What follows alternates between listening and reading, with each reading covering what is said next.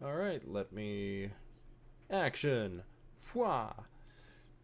Make sure everyone shows up. Boom! Alright, everyone's on the list. Huzzah. Great. Try to make sure I have all things good to go. Let me cut that out. Let me put this in. Nice. Welcome, everybody around here, back to The Curse of the Blightborn Court. Last time, I fucked up the settings on the audio, so we're going to go and just do a little bit of a thing just in case I end up cutting out that episode, even though it was pretty funny, but of course, should have checked the audio settings beforehand. I flip-flopped them by mistake, and that was my fault. But we are back, and last time our crew saw Cain get taken away by Samuel Clifton and left with the soldiers Carrie, Barry, and Gary to his demise. But unfortunately for them, Cain is very skilled as a rogue, and Jules came along to help finish off the knights with Cain. The whole crew ended up showing up, and everyone went on their merry way back to Corelda to get things set up for them to go to the banquet at Evandriel. Hekatae not looking forward to coming back there. We end up trying to think. Everyone gets disguises. Everyone gets all the things necessary, and everyone goes to the banquet under their different disguises. With the crew accompanying with Vostel, Hokar, and Halina, they all make their way to the banquet hall and are getting seated at their tables when the Lord Elmer Vanderfall says that he is relinquishing his role as head of the families of Evandriel and giving the leadership position over to none other than Alora Ashwell, Hekatae's mother. And with that, we then get back into the scene where it's quiet for a moment as everyone is wondering what the hell's going on, but then it quickly gets more busy and a little bit rowdy as everyone is shouting over each other and wondering what's going on. The Vanderfall family's been leading Evandriel for so many years. People are shouting that, like, this is outrageous. This isn't how the process of leadership is chosen. Other bits and pieces coming from the crowd. You hear the one person next to you, Wesvyre, he has a whole hog in front of him and like multiple glasses of alcohol, and he's saying, "This isn't fair!" And everyone's getting rowdy. The Lord Vanderfall says, "Calm down, everyone, calm down. Now, I know that this change of leadership may seem rather uncanny, but given the Ashwell family's amazing track record as being a leading force in our community, it seemed like no better option than to choose Alora to lead this group of people.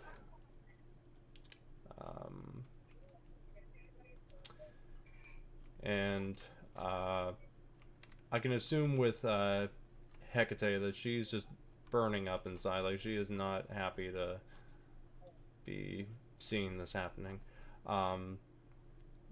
Your mother ends up standing up and says, "Thank you to all the families of Evandriel for allowing me to lead our city into a bright new future. I do hope that in time you will accept our new rule, and hopefully we can bring an air of prosperity similar to that of the Vanderfall family. And everyone's just sitting down, not entirely sure what to say. The floor is open if you guys want to say anything in the crowd. Everyone else is kind of muttering to themselves. I imagine Celestia is going to shoot Hekatae a look just to see what's going on over there, since we're like across the entire table. Mm-hmm. So shooting a look So across I'm the going to shoot table. her just like a concerned look, see what her reaction is. Hmm.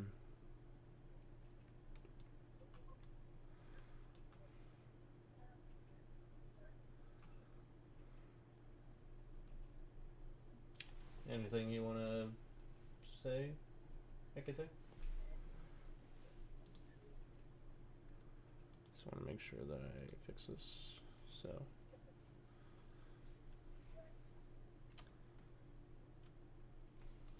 Nope.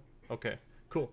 Well, we will. Kind of the character we do. I was about to say, anyone want to speak up because I was mostly relying on seeing where you guys would end up going from here. Yeah.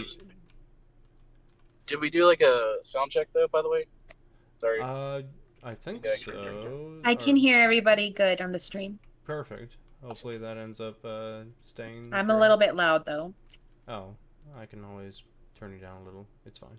Boop. Right. Or I can always, yeah, everyone should be near the same level, roughly. So, should be fine. Yeah, we're good. So, let me bring this back up. So the guy eating the hog at my table, yeah. he's the one who said it wasn't fair. I'm going to turn over to him, and I'm going to go to Ted and be like, what do you mean this isn't fair? What makes you say that? Well, we're supposed to have, it's a democracy here. Like, despite the fact that we have families that take and, like, help the community, we're supposed to have it be a process here. Which family ends up going in case the head family, like... and he stabs his knife into the hog and he says, we have a process here. And what Lord Vanderfall did was completely undermine it. So why don't we should do something about it, right? Yes, but I'm not sure what to do.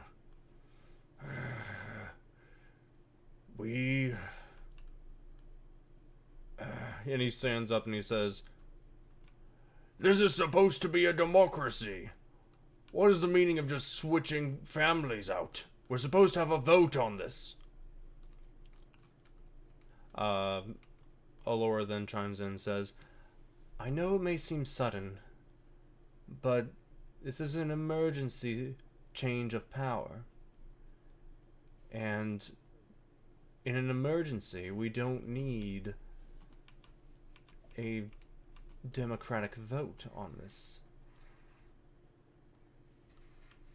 We, as the 5 families, we work together to make sure our community is safe. We do not need such trivial things as a vote. Wesvyre is going to say, and what makes this such an emergency that we will lose our own voices? Well, it would be the,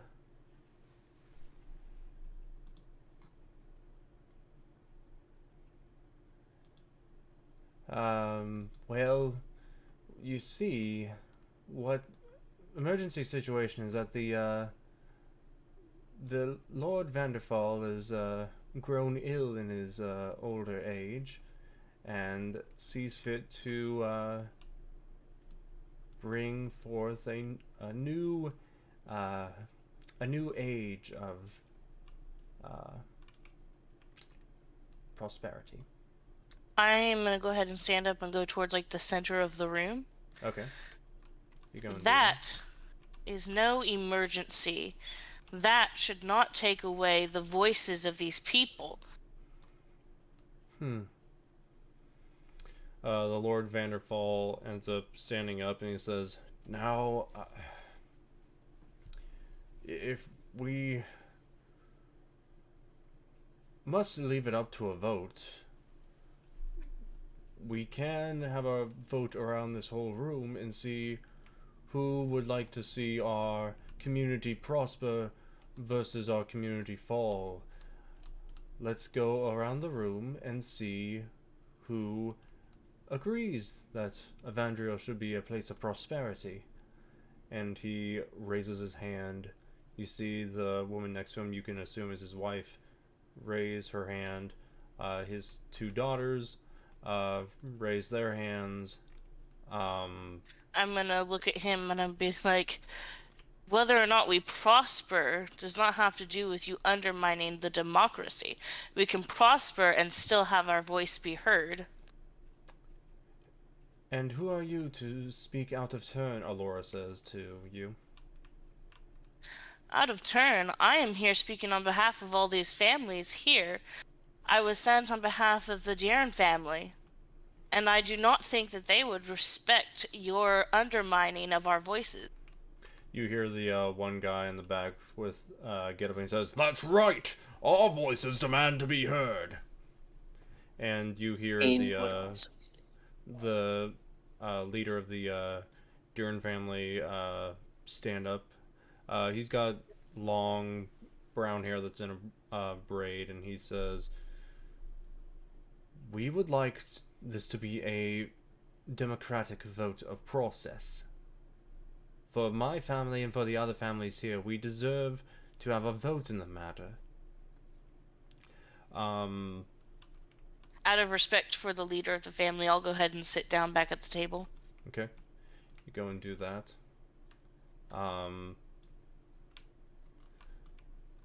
It starts to go around the room. No one from the Lundarn family, since it's only one person really there and everyone else, like, pretty much, like, there's no hands raised from their family. You see that there's a few people who raised their hands over here at the Prostel family. One of them having their hand raised is Samuel Clifton. You can see that. And over at the Elmser family, you see one person, the one to the left of you, Celestia, raised their hand. For Celestia, roll me a perception check, if you would be so kind. 17. 17. On a 17, as they're raising their hand, their sleeve falls down a little bit, and what you see is a symbol. Roll me a history check.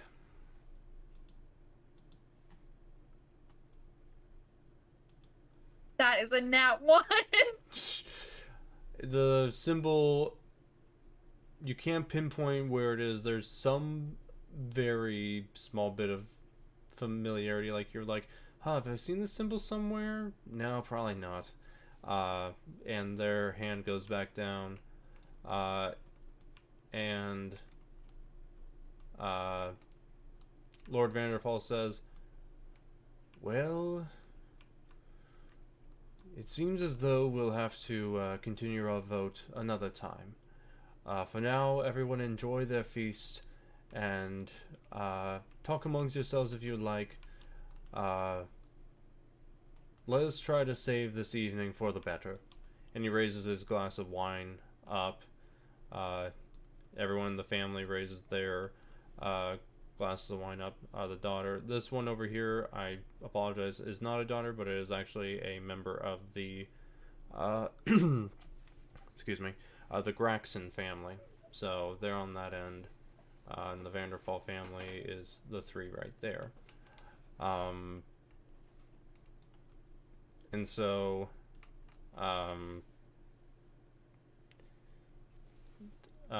yeah, you guys end up seeing everyone moving around at the party. The Lord Lundarn goes over to end up grabbing some food, as do some of the other people, to the little buffet in front of them, even though they have some food up there, to grab like some extra helpings. the guy who has the whole hog in front of him that's like half done, he says, "Well, I might as well grab more pork," and goes over to grab more at the table. And you see that they set out a bunch of food in front of you guys. There's a roasted turkey, some roasted chicken, baked goods. The Lundarn family has a lot of fish on their table. Jules, set in front of you and a few other tables as well, is a large platter of sweet rolls. Not the sweet rolls. Indeed. Bold of you to assume they're not already eaten. But yeah, so Yeah, I think Jules in this situation, since there's so much going on, he's going to kind of hold back and might nibble on one. Just, he can't resist it fully, but yeah, he's going to grab one and nibble on it and listen. So yeah, everyone's listening. You see that the Vanderpool family in front has like a whole spread of food in front of them, and they're eating. You see Alora just eating a salad. See a few people around here just eating at the tables, not really going up to the buffet. I'm gonna find a convenient way to make it naturally look like I'm going over and talking to Hekatae, without it being too obvious. Yeah, just kind of like, roaming about talking to all the different families. Everyone else is going around too. Everyone else is chatting with like a few other family members. I'm not gonna move all the minis, but okay. Else I'm going to go over to her and I'm gonna go over to Hekatae and see, just kind of say, so, what do you think of the news?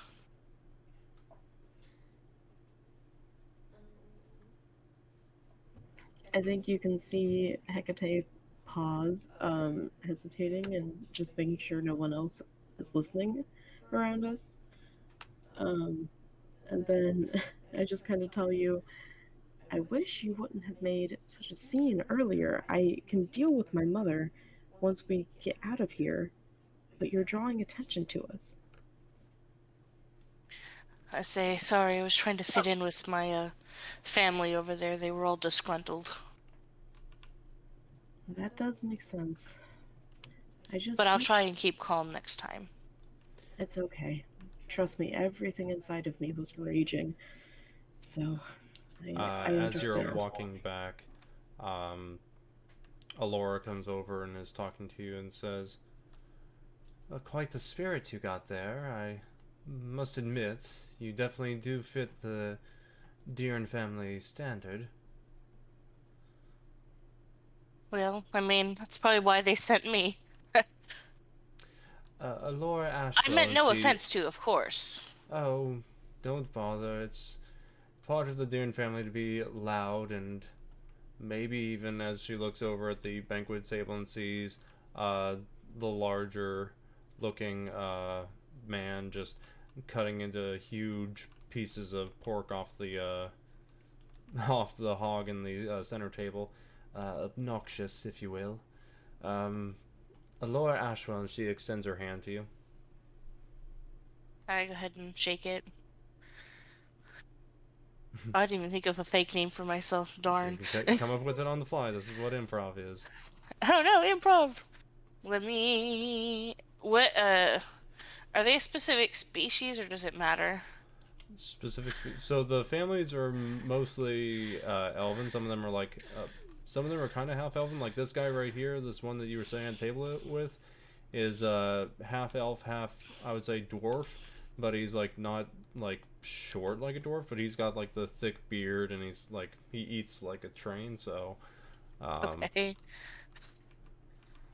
Yes, I am Vengwin. Nice to meet you, Vengwin. I do hope that you all enjoy this lovely evening, and hopefully we can come to better terms about everything. Absolutely. And she goes and walks off to chat with the rest of the people of the Vanderfall family. Where do you want to go?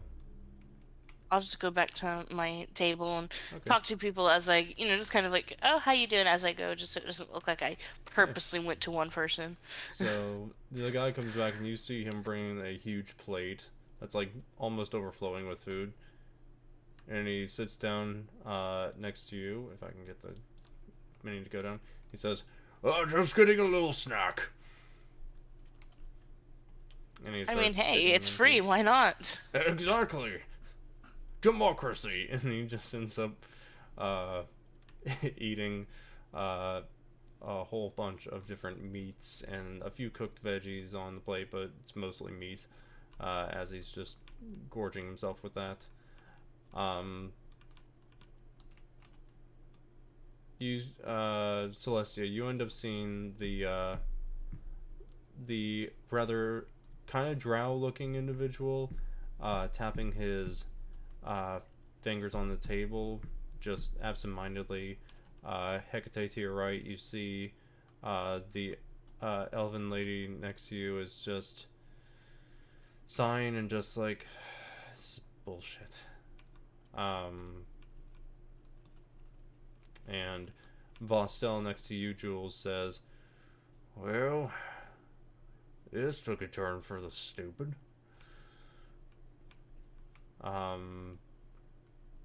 Hokar is just eating a bunch of meat, and Helena is delicately eating a piece of fish. If you guys have anything you want to do, this is where I'm opening it up to you. So please do open up and do whatever you want to do from here. Everyone's starting to return to their seats. So the person they're sitting right next to me, who's Yes. like, so I'm gonna just say, "Are you nervous or something?" It's not like the Lord to just completely devalue democracy. Do you think an emergency is a cover-up? I don't think that the Lord is as ill as he claims to be. Why do you say that? Well, he does not look like he's in ill health. That's what I mean by that. So I'll take a glance over. The king, roll a perception check. Okay.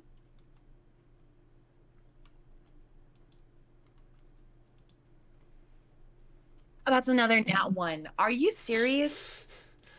He looks like he's about to keel over to you. Like, he looks like he's just about ready to die. He looks ill to me.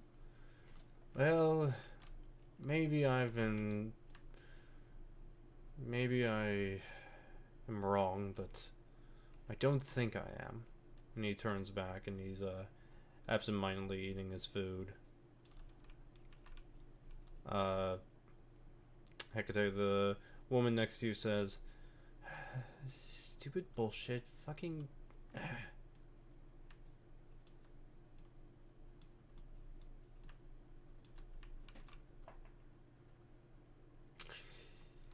Hey, you.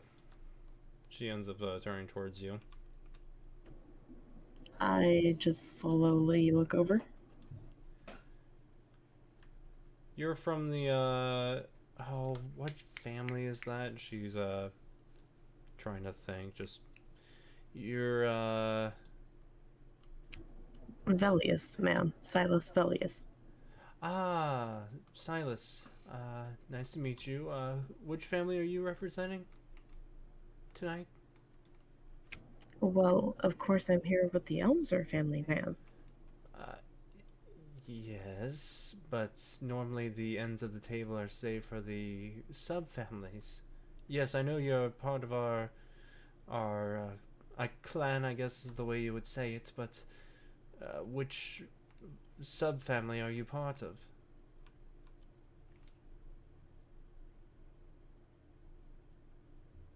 I don't think that's that hard of a question, dearie, but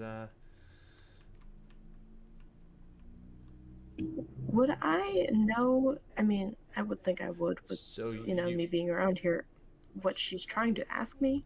She's trying to ask you what subfamily you're part of, because at the table it can be like whichever side chooses.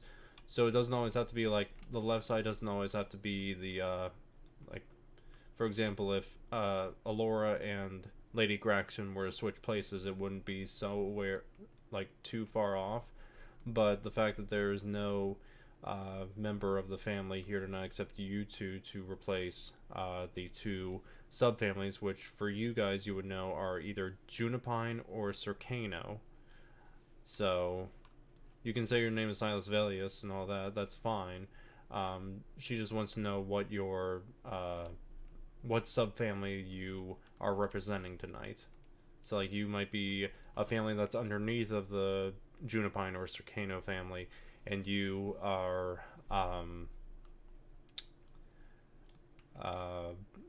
like a representative asked by their family to join in. So that's what she's asking. Okay, so I say, I'm here representing the Junipine family. Ah, yes. Lord and Lady unfortunately couldn't make it tonight, but I hope that I wasn't being too forward by asking. Nice to meet you, Silas. As well as you, ma'am. Edith is the name. It's a pleasure, Edith. Thank you. She goes to sit down. You do the same in your seat. And I will say this with the Elmser family, that they're a little more wood elf looking. This one is the only one that seems a little more kind of drow looking.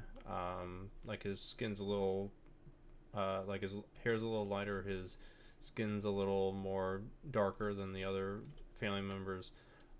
He then turns over to you, Celestia, and says, "And what family are you from? Actually, who are you?" Okay, before this, though, I do Yes. have a question. Yes.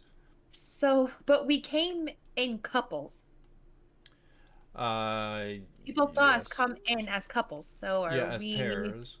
So, are like, we as one representing the family? Oh. Because that's a little confusing. I will say this because I am quite a bit of a goofball. You came in as pairs to represent both sides of the both subfamilies coming in. So there's no reason that someone should look at you guys as either like any sort of couple or anything, like any sort of relationship, other than that you are families. We did kind of compliment our outfits, though. Well, cool. Okay. We're just gonna move past that. About it the last session. Yeah, just. Okay, so what was the other family's name then? So what I should say is that your outfits are supposed to complement the family. So like the Elmser family, yours are like have more greenish tones and like some like lighter golds, like some that shows more of like a wood elf sort of colors. The Lundarn family is more of like sea elves, so like only one of them being there is kind of typical. And then for the Deeren family, they're more mountainous in nature. They would be a more wilderness based, but not wood elf, something more mountainous. And then Brostel would be the closest thing to just standard elf, whether that be high elf or something to that nature, except for, of course, Samuel Clifton, who is a human. Okay. So, yeah, your clothes can. Okay, because I wrote down Junipine, thinking that we came in representing the same family. So what was the other one? Circano. So I can write it. Okay.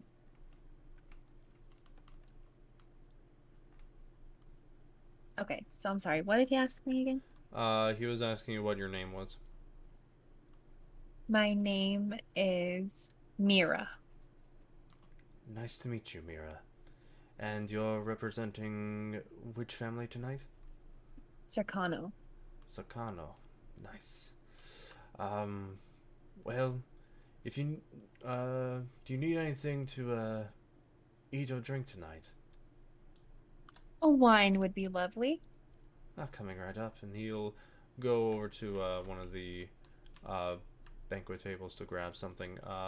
While that's going on, Cain, the, elf next to you, he's eating this sort of, vegetable, like a very hearty beef stew, and you can smell it coming off of the bowl as he's eating it. And he turns over and says, where are my manners? Douglas Darren at your service. And he extends a hand out to you. I'll shake his hand. My name is Chris Craster. Ah, one of the members of the Craster family. I heard that Lord and Lady weren't able to make it tonight. Do you know why that is?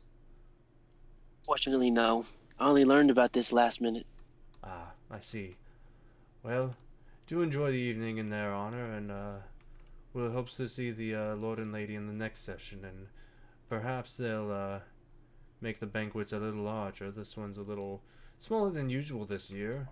You hear the guy over there eating the pig. Yeah, lot less food this year. Definitely a lot less food. This guy turns over to you with this thick, dwarvish beard and these, long elven, ears, with this fur coat on and says, I didn't introduce myself. And he extends a hand out, and it's kind of, kind of greasy because he's been, like, ripping into this, pig. And he says, Delicious. The name's Horace. Because I am a delicate lady, I put my hand in his, expecting him to kiss my hand. He goes and kisses your hand and says, oh, okay. There's a greasy, like, bacon grease stain left there from... Yummy. He then goes and says, what family are you with again? I'm sorry, I've been drinking a lot tonight. I don't want to butcher the name on how to say it. So, but I'm assuming it's Kelaminato. Kelaminato, yes. Okay. Yes, the Kelaminato family sent me in their place. Oh, yeah, I heard they weren't able to make it tonight. I thought it, food poisoning maybe, was it? It's fine. Yeah, it More was food for something us. about the roasted hog they ate beforehand.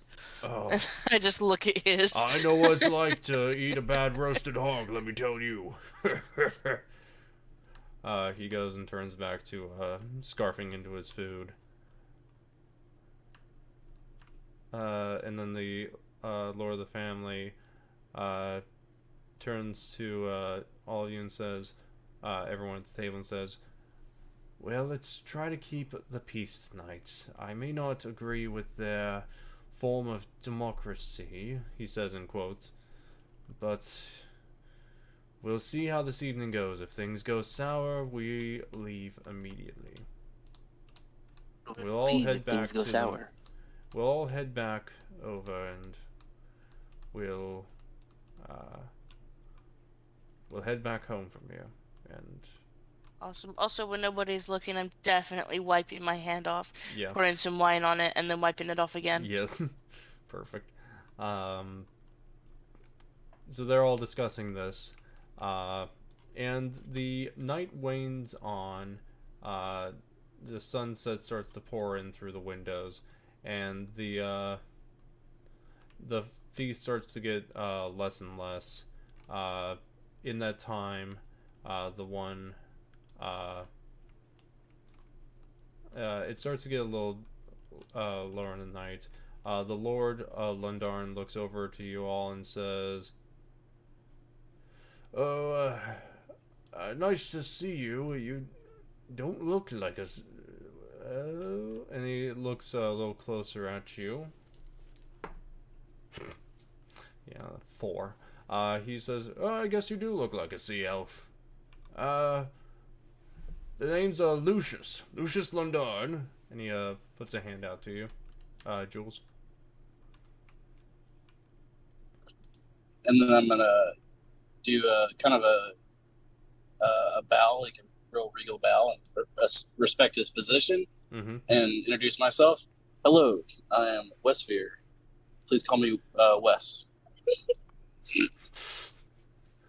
Well, I don't nice even like you anymore. And when you hear that bow, there's a slight jingle. But I mean, he wouldn't know this, but some of the silverware has gone missing. Roll a stealth check. I thought I was supposed to be the rogue. How far away is he, and can I have heard him use my name? Roll a perception check. I will say with the with how far away you are from disadvantage. 'Cause it's a bit of a distance, and they're talking in like a normal tone, so. Yeah, 16 with disadvantage. 16 with disadvantage. You would overhear your name being called out from Jules over across the way. I'm just gonna glare in his direction. And he says, "Well, nice to meet you, Wesvyre. I do hope that you enjoy the evening. I'm sad to say that neither my wife nor my son were able to make it tonight. They had important diplomatic business overseas, but I do see that the subfamilies were good enough to bring 2 representatives here, and what might your name be?" You hear Vostel say, "Well, the name's Dennis." And Lucius says, "Oh, good, nice to meet you. And the 2 of you are part of which family?"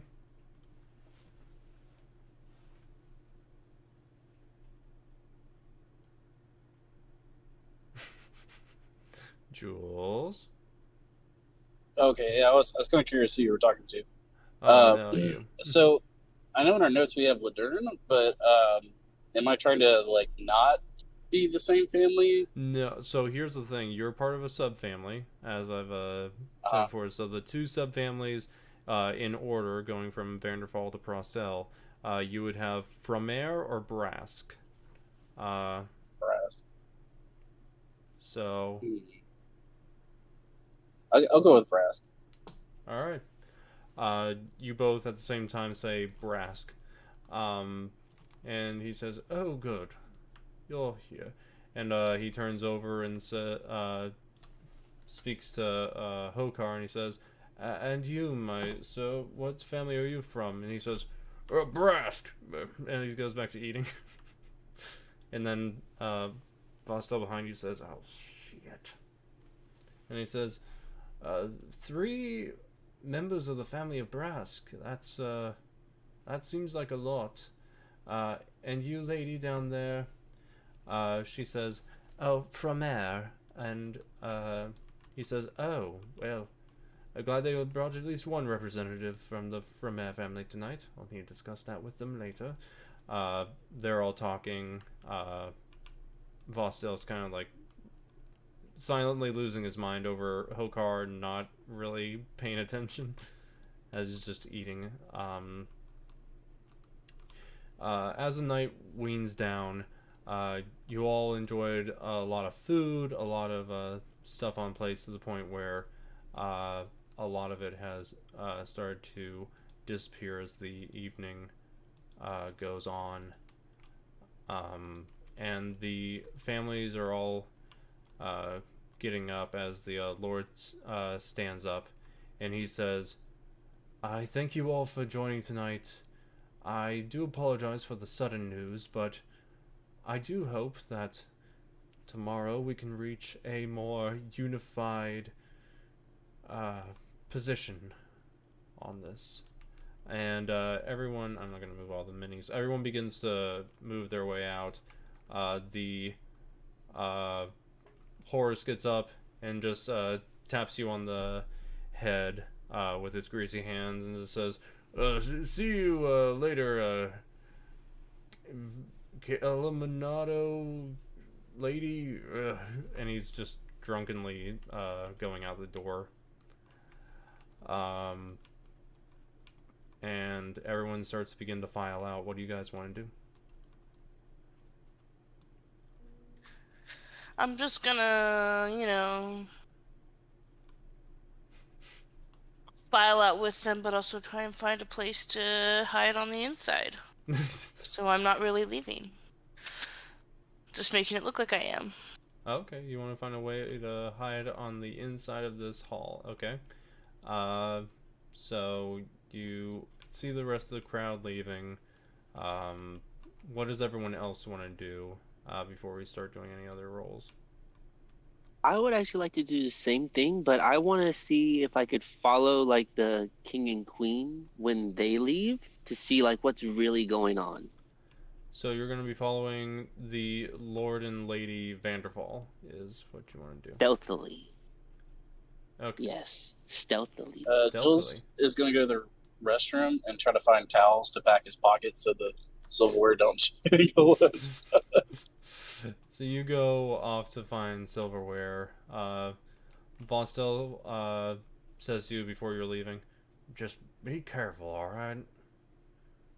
I saw you putting the silverware in your damn pockets, but I'm not gonna say you can't steal from these rich-ass fucks, but be careful. You get caught, and it's gonna be a bad time trying to explain why the Brask family is stealing from the Lendarn family, and it's going to be a whole international mess, so please do realize that we're trying to be respectful here.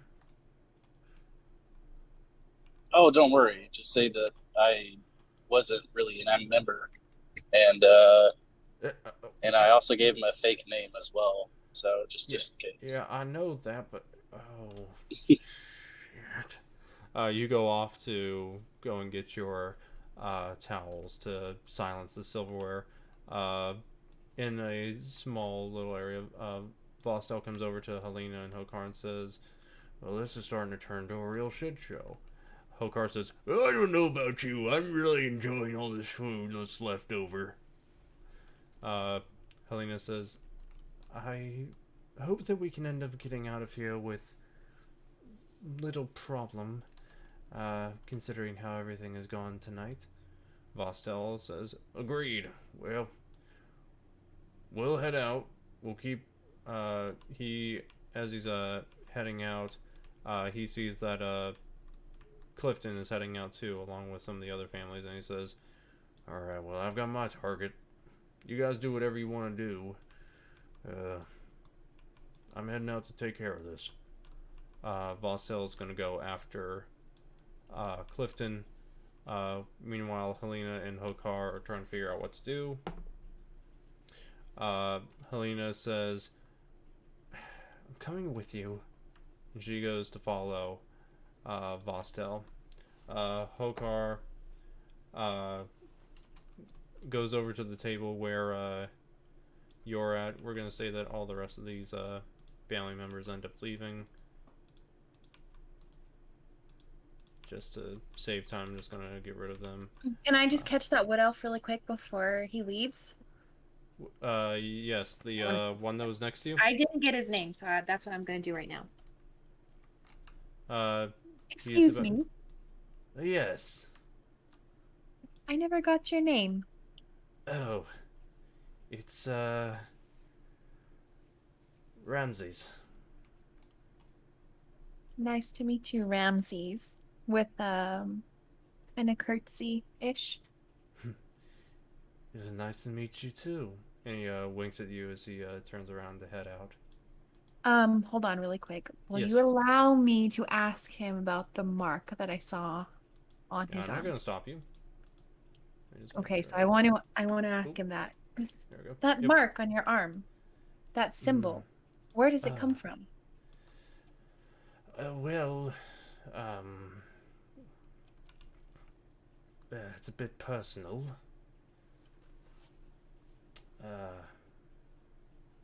But for you, I guess I'll let you know. I am kind of a bastard. My father got with a drow elf, and so one of the symbols of the one of the Drow nations. That's my mother comes from. Will you tell me your mother's name? I never knew her, unfortunately. She was oh, what would be the proper term for it? Rather aloof. She was scandalous. She got money through selling her body.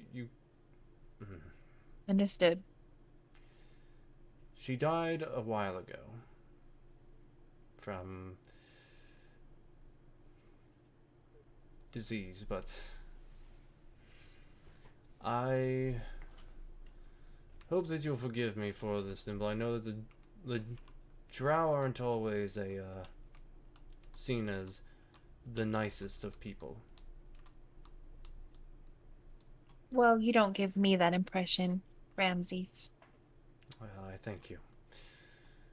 Well, I must catch up with my father and my sisters, so I will see you later, I hope.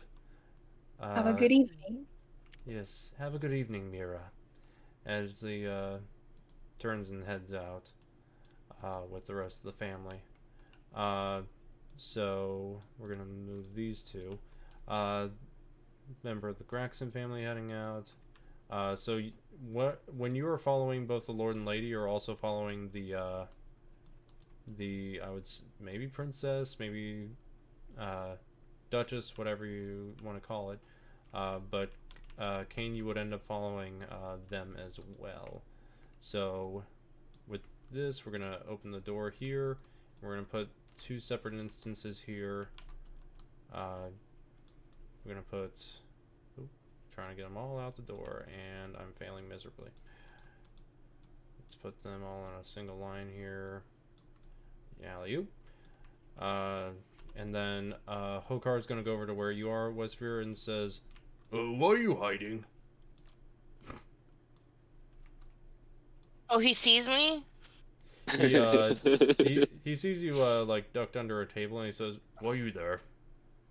Hello. He rolled a Are we sure he sees me? does a 19 end up seeing you? You can roll a stealth check if you want to Probably. This is gonna be sad. let's see what It for sure does. he says, "Hi there." I was like, oh, just wanted to finish my food here. I join you. And he gets under the table and is kind of like moving it around, like you feel the table jostle, and like a glass falls over and smashes on the ground, and he's just huddled up next to you, and he's like, "So, why is this more comfortable than table?" Well, it eases the digestive system. I tried that. And he goes and he starts eating food, and he just belches loudly, and it just echoes throughout the entire hall. We're gonna see if I am rolling ass tonight. So Alora's heading out as well. Whether or not anyone wants to go after her, that is up to them. If not, she's just gonna head out the door. I am obviously tailing her. Alrighty, you're gonna go and tail Alora, so we're gonna have that as another instance. Let me On a different note, would anyone have seen me like tailing them? The king and the, or would I have done that like? Roll me a stealth check. Awesome, I'm good at those. I hope. Yep. You better be, for how I rolled on one of them.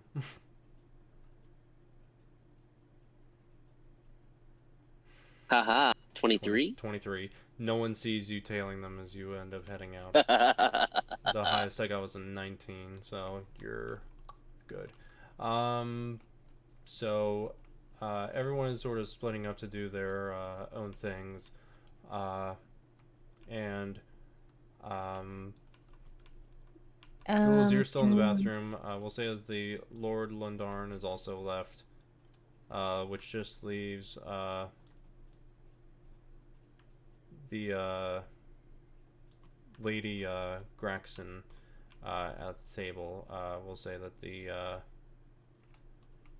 also one of the members of the Prostel, well, not the Prostel family, but the what looks like a member of the Harada family is still there. But everyone else, we're just gonna clear them all out. And so you see that the two of them are discussing something at the table, whoever is left here. So that would be Jules, Hokar, Wesvyre, and Celestia. Celestia, do you want to still be here, or you want to go to a different... I am immediately, now that everyone is leaving, I want to go find Klaus. Okay. It's kind of PTSD for her, and she wants to make sure he's okay. Cool. Let me add in, just so that way we have that encounter set up. So we're going to be going in a bit of an order. So, Jules, are you still in the building, or are you going to be heading out to do something else? I'm going to be making my exit. I got my ill-gotten gains. Alright, you got your ill-gotten gains, and you are heading out. Not jingling as much. So, Wesvyre, you are under this table. I need you to make a perception check. As you're trying to hear what's going on in the hall that's basically empty. 18. On an 18, you hear the two ladies discussing with each other. The one turns and says, "You know, this isn't going to work if we have to leave it up to democracy, right?" The other lady says, I know. If that one lady didn't speak up, we could have probably been able to push everyone into a different direction. If it weren't for that Deern family, we'd be fine. Yes, we would be fine, but we cannot cause suspicion. You know why we're here. So please, do be careful. If we get caught, it's all over. Very well. And we're gonna say that the both of them walk out.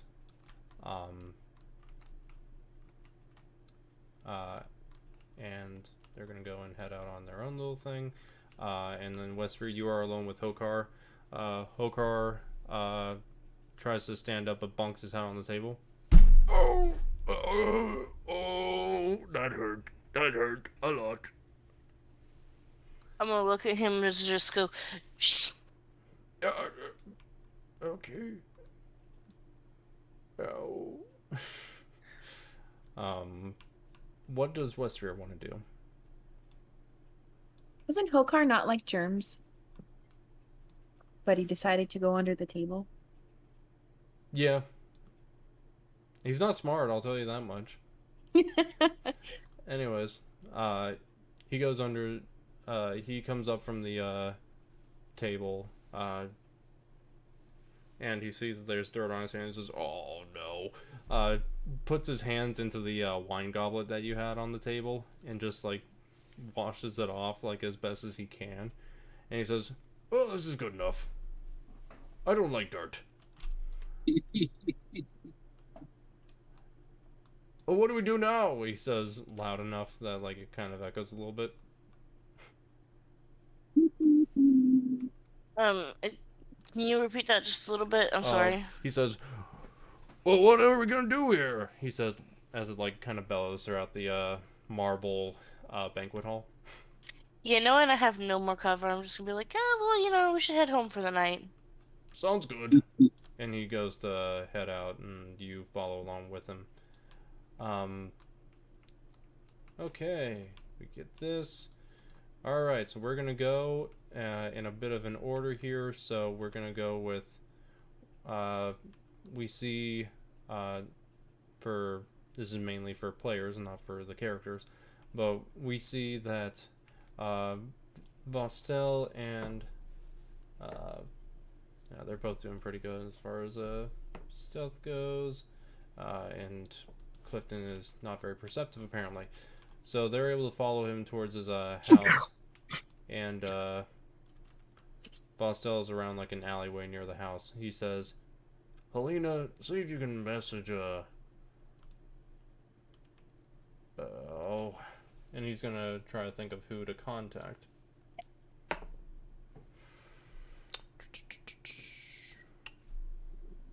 See if you can contact Cain. Maybe he'll be able to get the word out to everyone else." Helena says, "Right on it." Goes to do a message of sending. Sends a message to you. We're gonna zoom on over to Cain, who's following the Vanderfall family back to their home, and you hear a message say to you, "We found where Clifton lives. If you can get the whole group together, we can see about stealing his wealth, if that's still what you want to do." I'm going to stop following them. Mm-hmm. And I'm going to just reply, all right, I will convey your message to the rest of the group and start to head back, but still keep an eye on them, even though I'm walking away. Roll me a perception check. All right, I suck at those. 13. 13. On a 13, you notice as they're turning down a street to go towards the what you would assume is the palace of this illustrious city, you catch a glimpse of something iridescent in their eyes. Like, their eyes... roll me an Arcana check. Look at those two.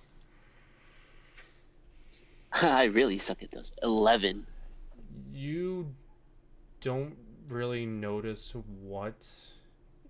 You notice that it must be something magical. You're just not entirely sure what is present in their eyes. They go down a street and they disappear as you're heading back. As you are heading back to where you're going, we then see Hekatae, or in this case Silas, following Alora as she's heading back to her home. I want you to roll me a stealth check there, Hekatae. See how well you're doing in not being seen or caught.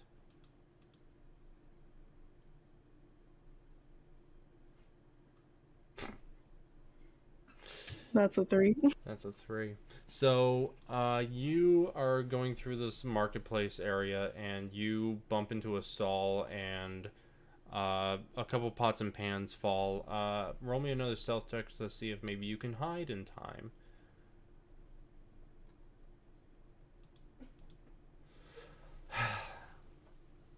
That one? Not one. So, you, not only when you try to hide, you slip on a pan, slam into the rest of the stall, and a bunch of cookware falls on top of you. You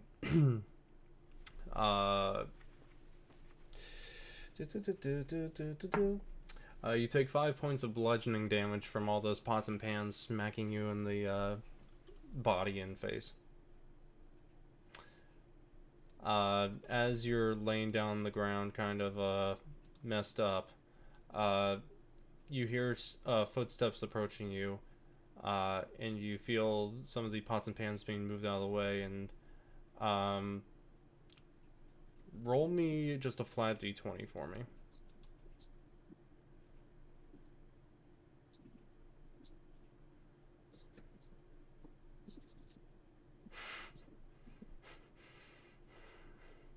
Okay. What was the roll?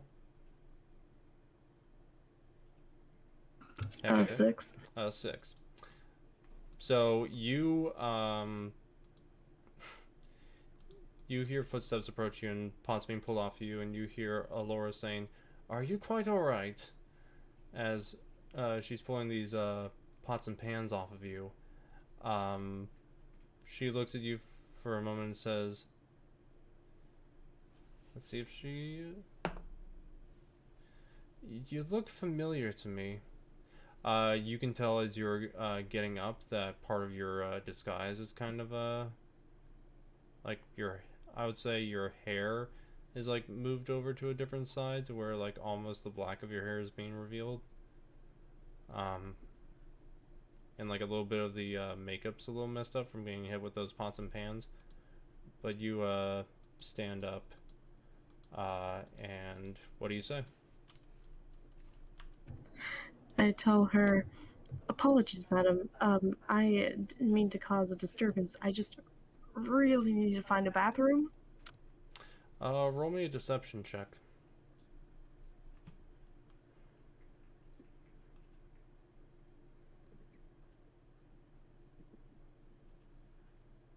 $16. 16.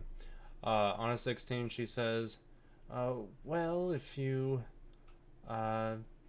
you went a little too far, there's a restroom area about a block I back. run flying past her. You run flying past her? Okay. You go and run for players. She says, well, that was odd. And goes to head back to her home. Where are you, Hekatae? I think I am going to run into that bathroom that she pointed out. Mm-hmm.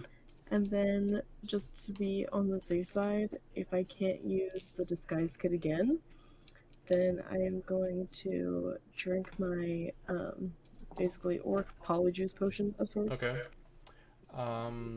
You can try to do your disguise kit again. It's gonna be with disadvantage since you're not fully, like you're not proficient with it. So do roll with a disadvantage to see what you can get. So just roll a, just like roll 2 d20s, and we'll just take the whichever one is the whichever one's the lower one, because I don't know what we would really do in the case of a proficient. So that's a 4? Yeah. Yeah. So with a 4, yeah, as you're trying to put more on, you see that the latex parts of it are starting to like peel off. The hair's starting to like pull out the wrong way, like it's starting to come apart. Okay, yeah, so in that case I do drink my orc potion. Okay. And we're just going to, for the sake of argument, we're going to get a orc disguise for you. So we're just going to bring out this little, we'll even bring out a half orc, so this is what you're going to look like. And we're just going to move you off to the side for a moment. So this is what you look like as you're going out. As your orc disguise comes on, your skin starts to change. You feel underneath your bottom jaw, these 2 tusks start to force their way up. You see that your skin starts to change to like a yellowish green color. Your hair changes to that of like a deep orange color. And we're just going to say that the night's coming around, so we're just going to change that time of day. And your body, your outfit ends up changing to kind of match that of like more of a orc warrior. Okay. Yeah. And then, knowing that this only lasts an hour, I'm going to try to find my way back to Klaus. Okay. So you're going to go and do that. As you're doing that, Alora's going to go off elsewhere. Bada boom. and then we go over to Celestia, who's making her way over to Klaus. Klaus is over by the cart, and is you can see that he's just kind of sitting there on the cart, kind of moping, just sitting in the cart, not really paying attention to much as you approach. Klaus, and then you hear a sigh of relief. You're okay. Yeah, for better or worse, I'm okay. What's up? And he hops off the cart and goes over to you. Is everything alright? I don't know, we all split up, but there is some information that we found out. Oh yeah, what's that? They're turning over leadership to, is her name Alora? Alora, yes. Alora Ashwell. Okay. And then after that, everyone went their own directions. I wanted to make sure you were okay. I'm all right. Yeah, I'm good. Roll Can I me tell he's mopey? Okay. or roll an insight check to see if you can tell what's up. Insight? Yes. 16? 16. You can tell that he's pretty, like, down, like he's kind of depressed as he gets back up into his cart and just sits there. I'm going to put a hand on his shoulder. What's wrong, Klaus?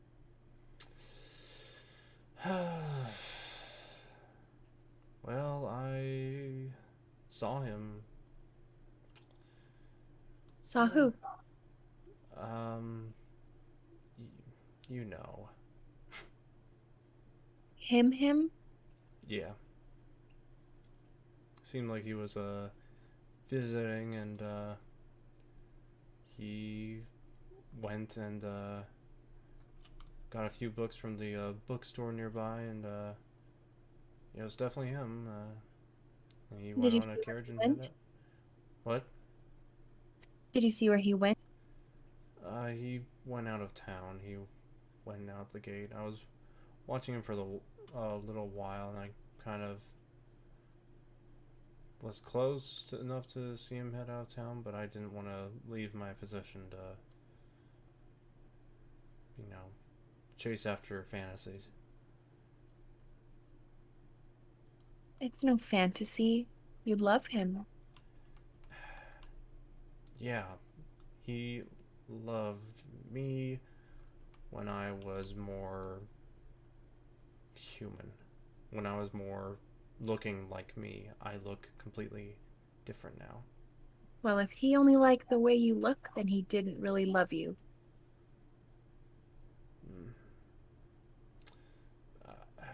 How am I supposed to explain to him? Oh yeah, I'm your old fling from years past, and I just happened to die and be reborn as an elf. Well, you don't have to do it alone. Maybe not, but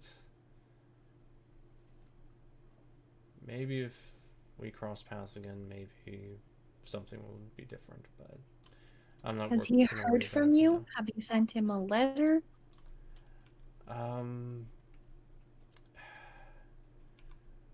No, I haven't. We kind of ended on kind of bad terms. How?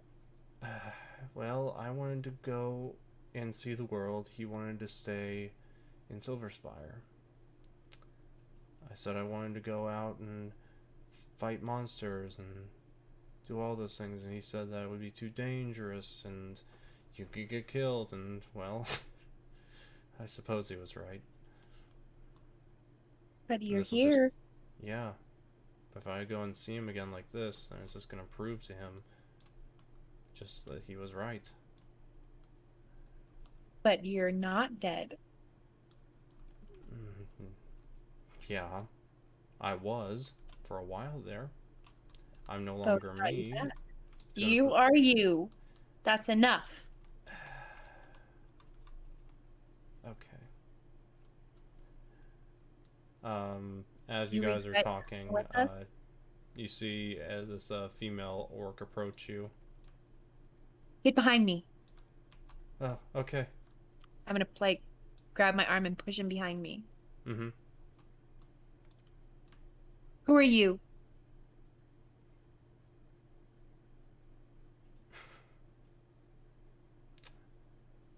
I said, who are you? Heck, do you want to speak up, or are you just gonna... I call out, it's me. It's Hekatae. I'm gonna look her up and down. What are you trying to pull? I was trying to chase my mother down, but she noticed me, and something happened in my disguise, so I had to drink my orc potion. I still technically wouldn't know for sure, so what do I do here? You Can ask I a roll? question. Yeah, you can roll an insight to Can see I, if... yeah, like an insight? Yeah, go right ahead. See if you believe her or not. Does she get I advantage believe her because 100%. 21, yeah. So, okay, Even though she knows it's me, I still like take my backpack of holding and I turn it around, reach down and grab one of our like pussy watering sex cakes or whatever those still have. And I go, Forgot about here, those. eat this. It's me. How long does that potion last? it lasts for an hour. I know, I'm asking that as like Celestia. Oh, okay. I very timidly say, an hour? That's gonna get really interesting. Klaus says, I'll be outside of the cart. He goes over and says, I'm going to go for a walk with Charlie. You two can rock the cart if you'd like. And he goes off with Charlie. What is that? Did you hear my son? Oh, yeah. Every time he's talking, I want to just be like, hey, whose kid? Whose kid is that? Oh, it's mine. Damn it. That's the microwave. Yes. Oh, the microwave. Yes. as soon as he walked away, can I show up, slap down the silverware in the cart? Yeah. So you come over, and things are close to getting heated when suddenly you hear as all this silverware is getting poured out into the cart. How much did you take, Jules? Well, I think we have enough for quite the party. Should be breakfast, second breakfast.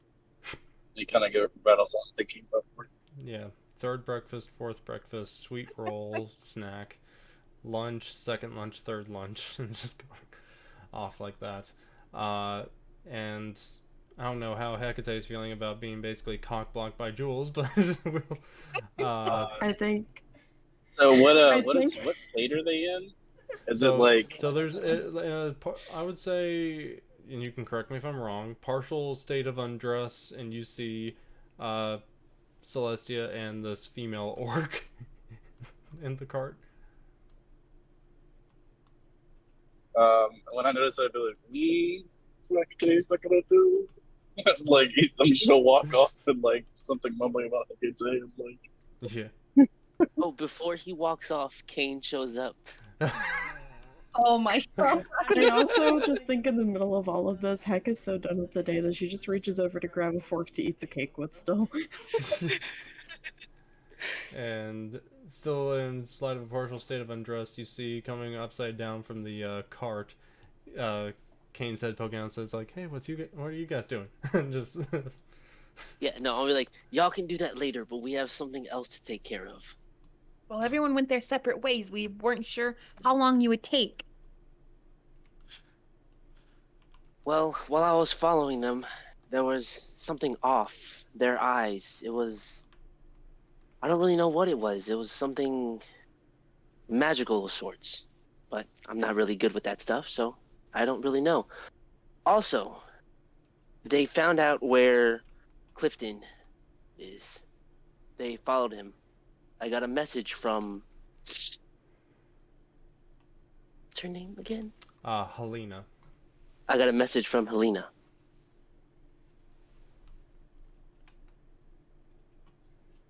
Well, I'd love to talk about this at some time when my tits aren't out. By the way, you like them? They're new. They're new. I'm not particularly fond of orcs, but I do like a large woman. Suit Hey, yourself. hey. That's enough. Do you know where they went? No.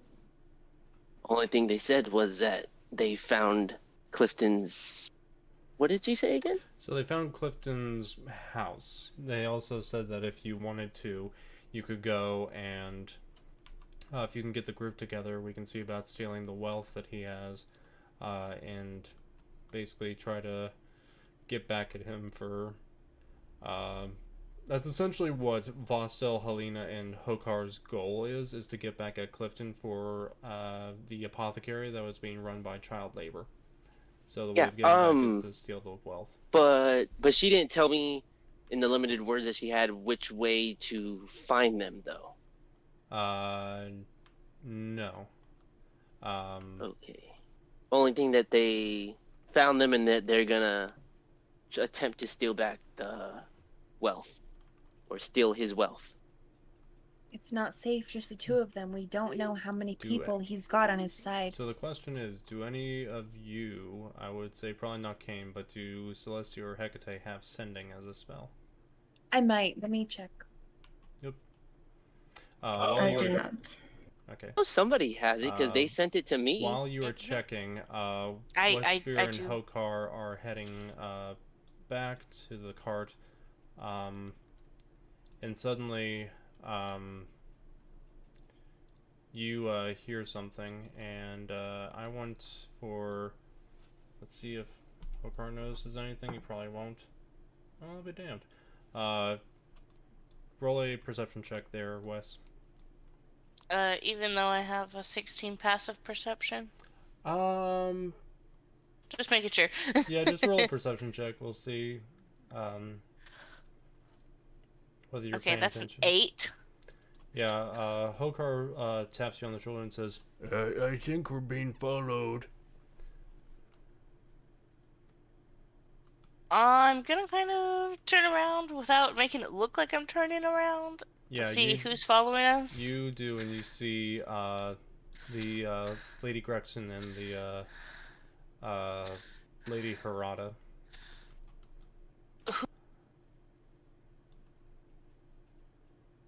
You cut out there, I think. Sorry, which family were they in? So the Harada family was part of the Prostel family at their table, and the Gregson family was one of the subfamilies of Vanderfall. Okay. So they were at those two. So I'm just gonna turn around and say, hello, do you need help? You could help us greatly. And you see that the Lady Harada pulls out a crossbow and says, by dying right here. So I am going to throw my knife at her. With dying right here, I'm going to immediately use my bonus action to cast Shield of Faith. Okay. Cain, you're not there, so this is going to only be... But yes, so this is only going to be... I thought they were at the cart as well. Oh, crap. No, they're making their way back to the cart. Oh, they're not there yet. They're not there. My bad. No. Which gives me a +2 to my AC. Cool. Let me pull something up. And then we can do a roll, at least in this case, kind of for initiative. But we will end up seeing what this is like.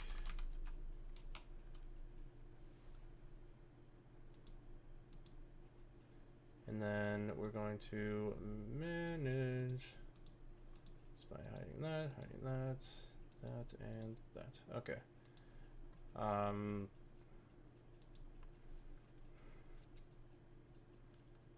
Oh, and let me add in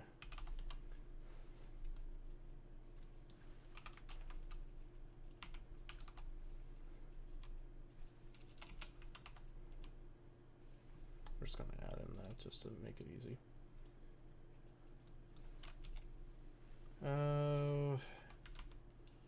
Why is this not... Boom, boom. Cool. And, alright. Now you can roll for initiative. For you, Wesvyre. 12. 12? Alright. And so you're up first.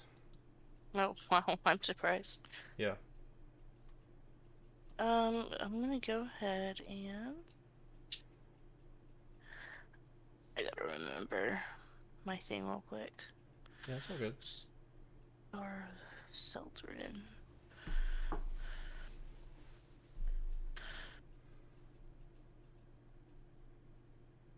Wither and blow. Is that anything cool? Will that help me?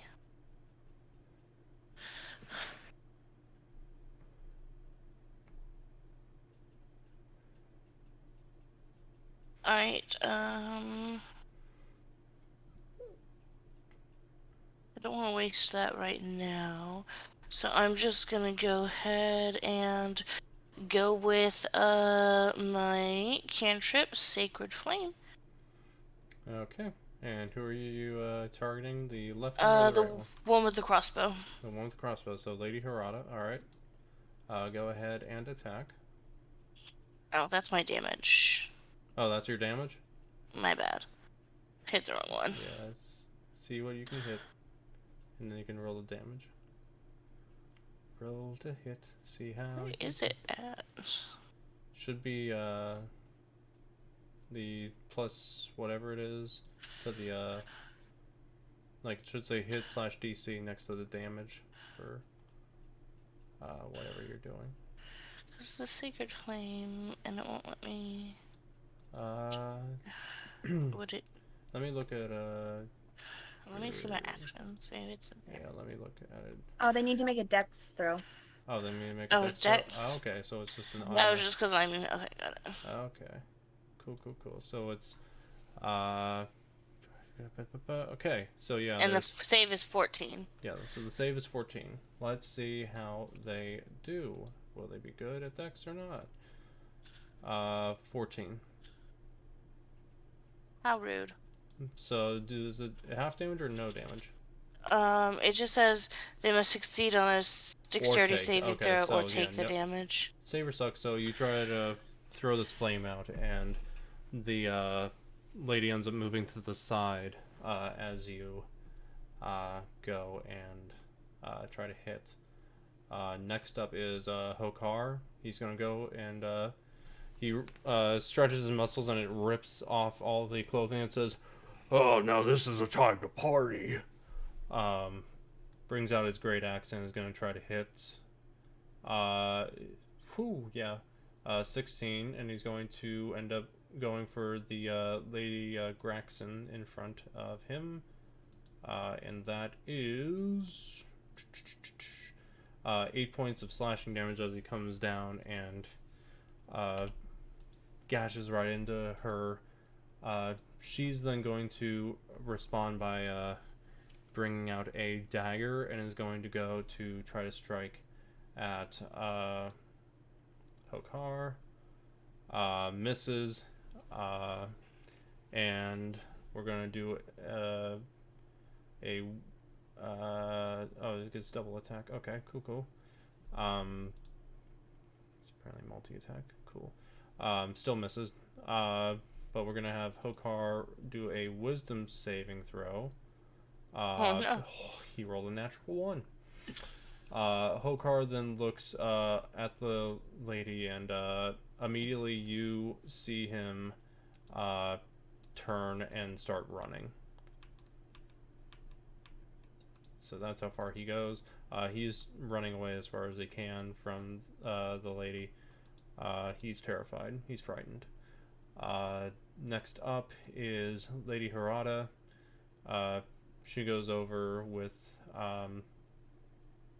the flame ended up catching... I'll say this. The flame ended up catching her crossbow.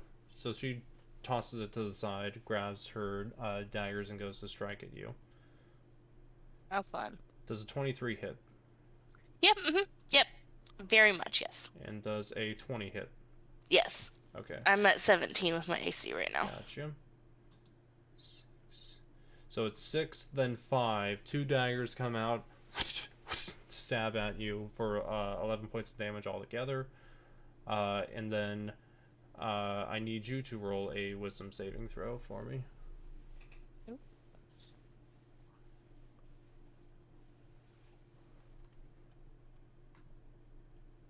What did you roll?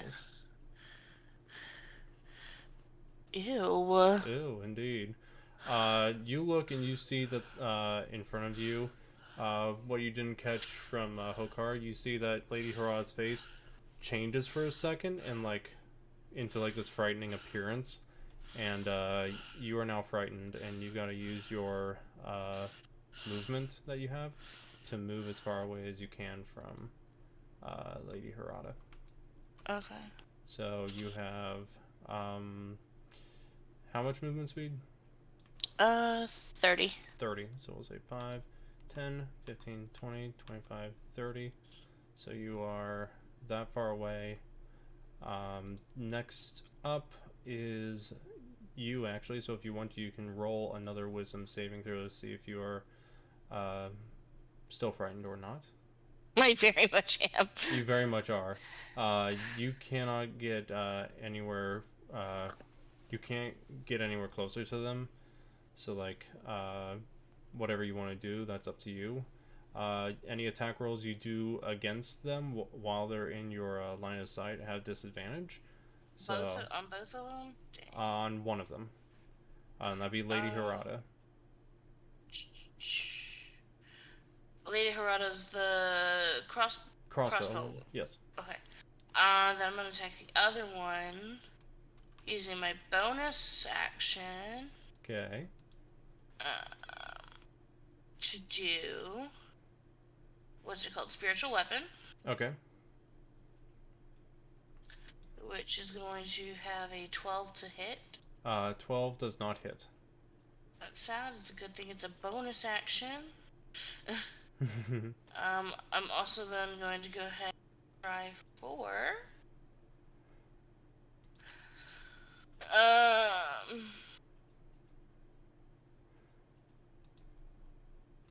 Let me fix this up here. I'm going to, because I'm right by.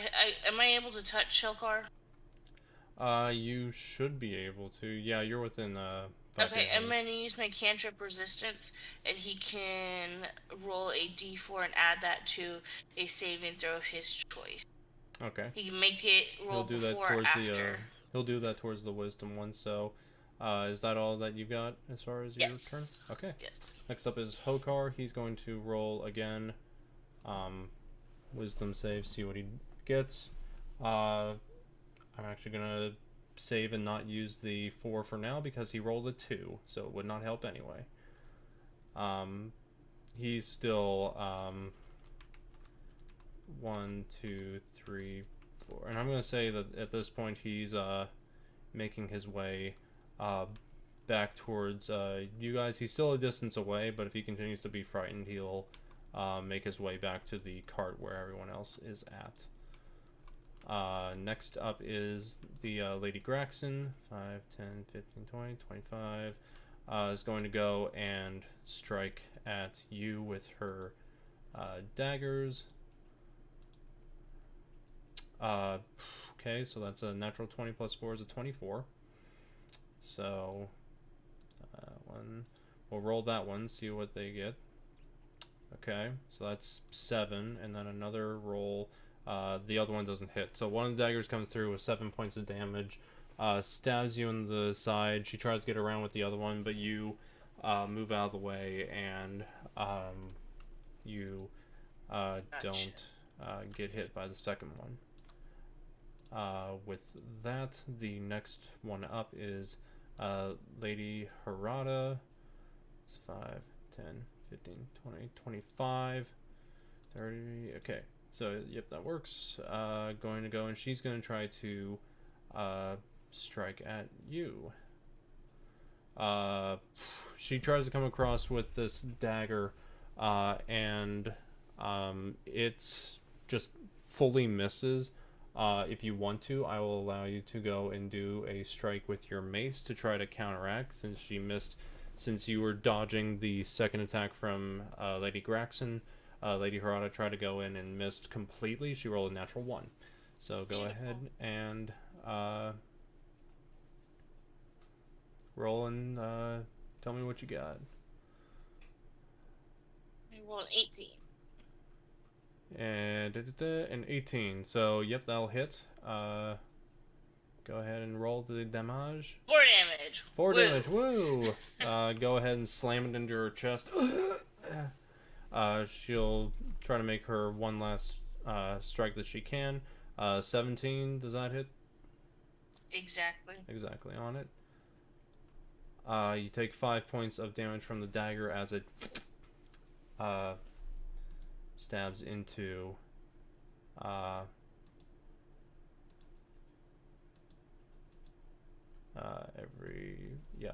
so you get stabbed there, and she you are still frightened, so it's going to be on your turn, so give me another wisdom saving throw. 25.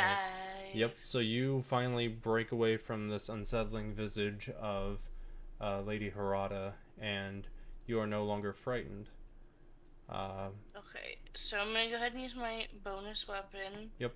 Bonus action with my spiritual weapon, because it's still there. Who are you gonna strike?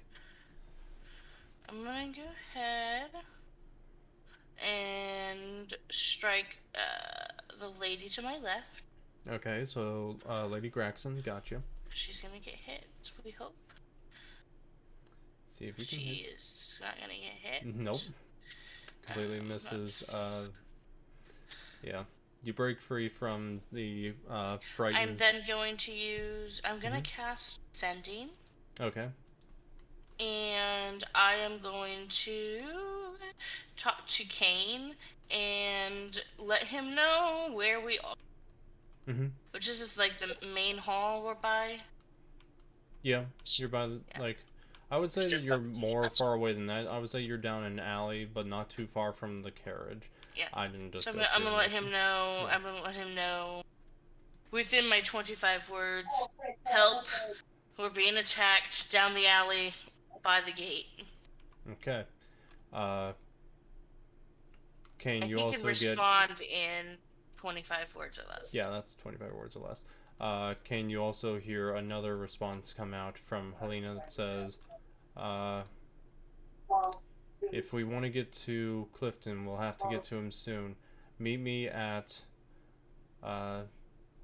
3 blocks away near the armory. That's where Clifton is at. So you get those 2 messages.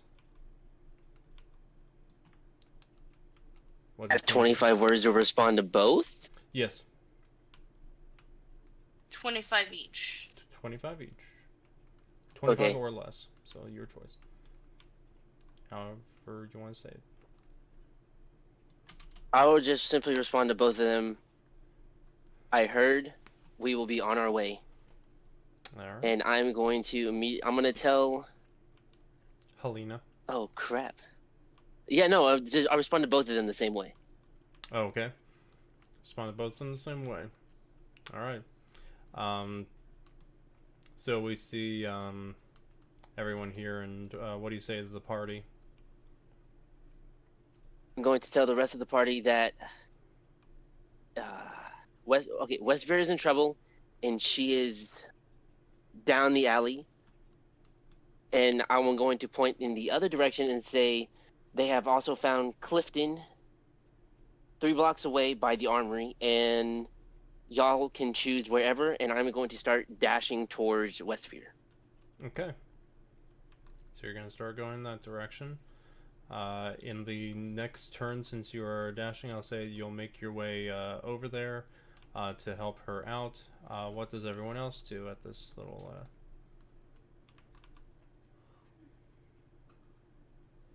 Knowing my disguise doesn't last that long, I am going to say, God damn it, I can't be back in that town anymore. We need to go find Samuel and finish what we started. And I head that way. Alright, so you head over to where Clifton is. And then it's left with Celestia and Jules. Where do you two choose to go? I'm gonna follow. So I got. Okay. Did I get this message as well? So you told the us. yeah. So Yeah. I told y'all. I was there. Okay, I wasn't Yeah. like standing next to you guys. I kind of walked off, kind of Oh, like I thought you were Klaus did. close by. Never mind. But yeah, you Mm. know the message. Okay, I'll just like kind of like respond to the message then. Sure. Sorry, I had a whole. Never mind. Go ahead. Okay, it's all good. Where do you want to go? You want to go with Hekatae and Celestia to go? We'll separate the scene kind of like this. You're in kind of a middle situation where you can either go out and try to help Wesvyre with Cain, or you can go with Hekatae and Celestia to go after Clifton with Vostel and Helena. I'm gonna assist Wesvyre. Okay. So you two will make your way that way. The other two will make their way towards the rest of the party. We make our way back over to our lovely Wesvyre. You How about Klaus? Klaus. So we'll do this. Walk off for Yada. I'm going to do a D20 on a, and I'm going to put this to everyone, on a 10 or higher, he will end up, or nope, I wasn't supposed to do it like that. Let me try this again, because it didn't go across the way I wanted to. Okay, so, on a 11 or higher, he's going to go help Wesvyre. On a 10 or lower, he's going to go with Hekatae and Celestia to go and go after Clifton.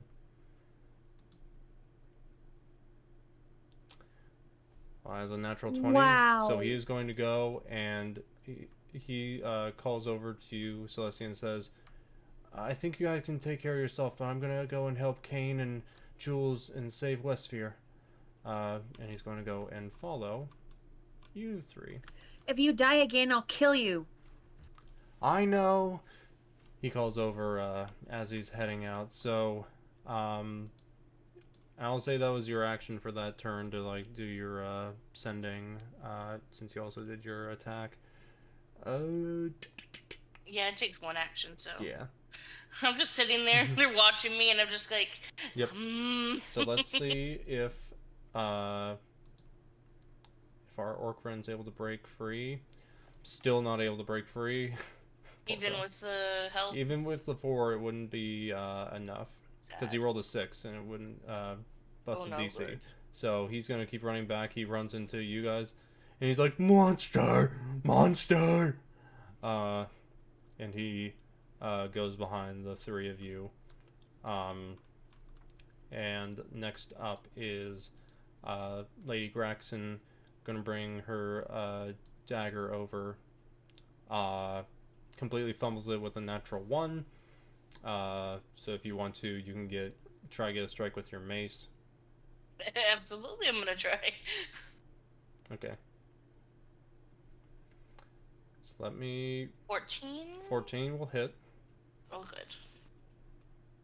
Hey, 6 damage. 6. You bring it. She tries to bring her dagger towards your throat. You move out of the way and crack her right in the ribs with your mace.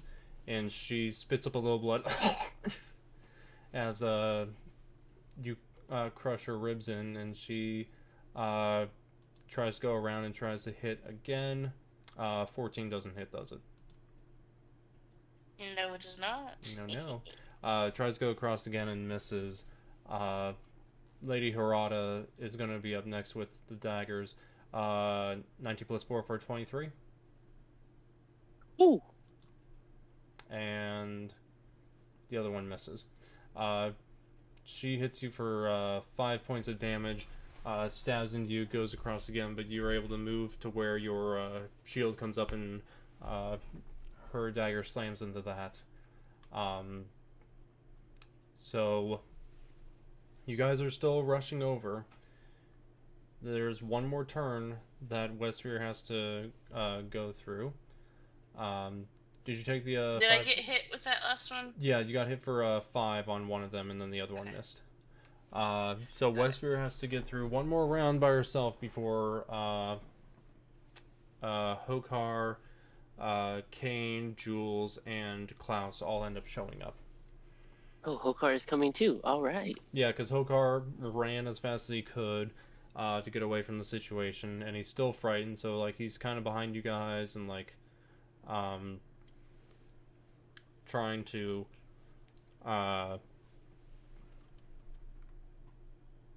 get himself free of the unsettling visage. So even with like me dashing towards them, still one more round? It's still one more round, so like one more round that Wesvyre and the rest of them have to go through, because you're a few blocks away, so like it isn't something that like you're close by for, but once this one turn goes up, then you guys will end up being part of it. Okay, cool. Wesvyre, you are up. Okay. I'm gonna go again with my bonus action. Mm-hmm. Maybe it'll hit this time. Okay. Who are you gonna hit? Same person, the one to the left, because Alright, Lady Graxon. Their names aren't important enough to me right now. Oh, fair enough. Go ahead and hit the lady on your left then, I guess. Or see if you can. 14. 14 will hit. And she's taking 8 damage. 8 damage. How do you want to do this for Lady Graxon? Oh, yeah! So it's my spiritual weapon, and my spiritual weapon is just gonna go right above her head, straight down through her body. So you bring up your spiritual weapon. Nice. She's trying to hit you with daggers.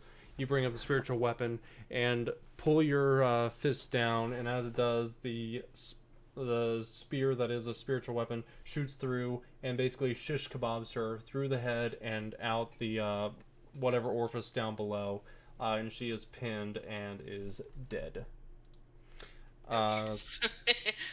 Roll me a. I want you to roll me a perception check in the heat of battle.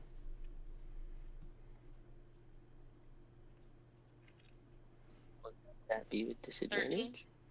13? No, it's just a flat roll. 13. You don't notice anything right now. There's still like blood in your eyes, like trying to keep track of where Lady Hekatae is. And we're gonna see if Hokar's able to break from his Oh, I still have my action. So, oh yeah, okay, yeah, you can still have your action. I'm just gonna roll for Hokar anyway. So you go. What's your action? My action. Let's see. I'm gonna go ahead and just try with my whatchamacallit, my mace. Mm-hmm. No, I'm not. No, you come across with your mace and try to hit Lady Hekatae, and she moves out of the way, seeing Lady Graxon get basically impaled by your spiritual weapon. Hokar is able to break out from his thing, and he's like, "Oh, that face was horrifying. What the heck? Yeah, let's go." And he is gonna go along with you guys as a whole group to make your way to Wesvyre's aid. You still have one more turn until you guys are able to do anything. Passing Lady Graxon's dead body, we go over to Hekatae, who's going to go and try to strike. Does a 24 hit? It's a natural 20 plus 4. Oh my god. We're going to roll and see what this damage is. That's a 6. The next attack is going to go and hit as well. Nope, it's actually going to be a natural 1. Wow. Two sides of the fucking spectrum. Goes with the one attack, stabs you in the throat, tries to bring around for another one, but your body moves out of the way. 6 points of damage.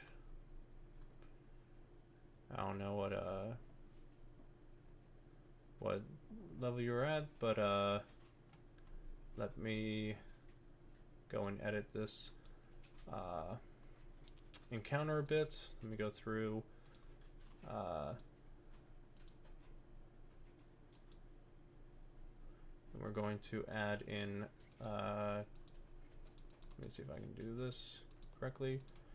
So we have Cain and Jules coming over, and then we just hopefully save them. It doesn't end up changing anything of the results. If it does, then well, I can't really do much about that. Resume encounter. Okay, cool. I need and I'm gonna roll for Klaus just to see what he ends up getting. Okay, that's a 10. So Cain and Jules, roll for initiative as you're coming up to. I rolled a 60 a while ago. So oh, okay. Well, I'll honor that. I'll let that in. And then Cain, what'd you get? Cain. Talking. I did not realize I was muted, but I rolled an 8. Okay. So yeah, you're up to returning onto the scene. We see Jules is the first one. I actually should also say this lady is dead, so that way that's figured out. And you're able to make your way to where you can be close to the action. What do you want to do, Jules?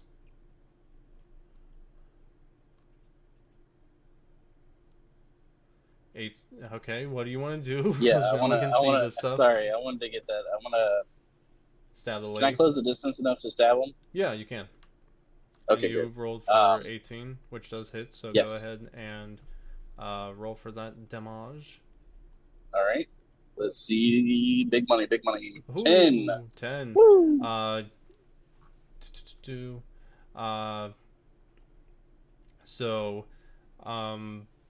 You go across with 10 points of damage, and you stab into the chest of the Lady Hekatae as you pull the blade out. She's just coughing blood.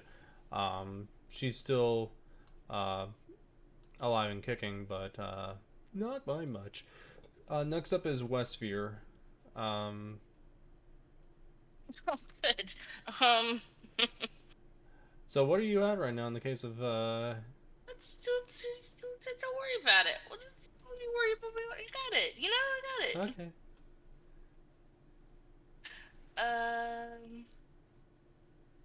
So what are you going to do?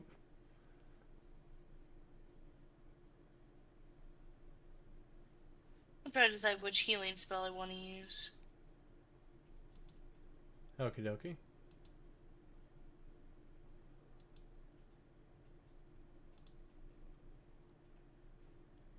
You make whatever choice you'd like. I'm going to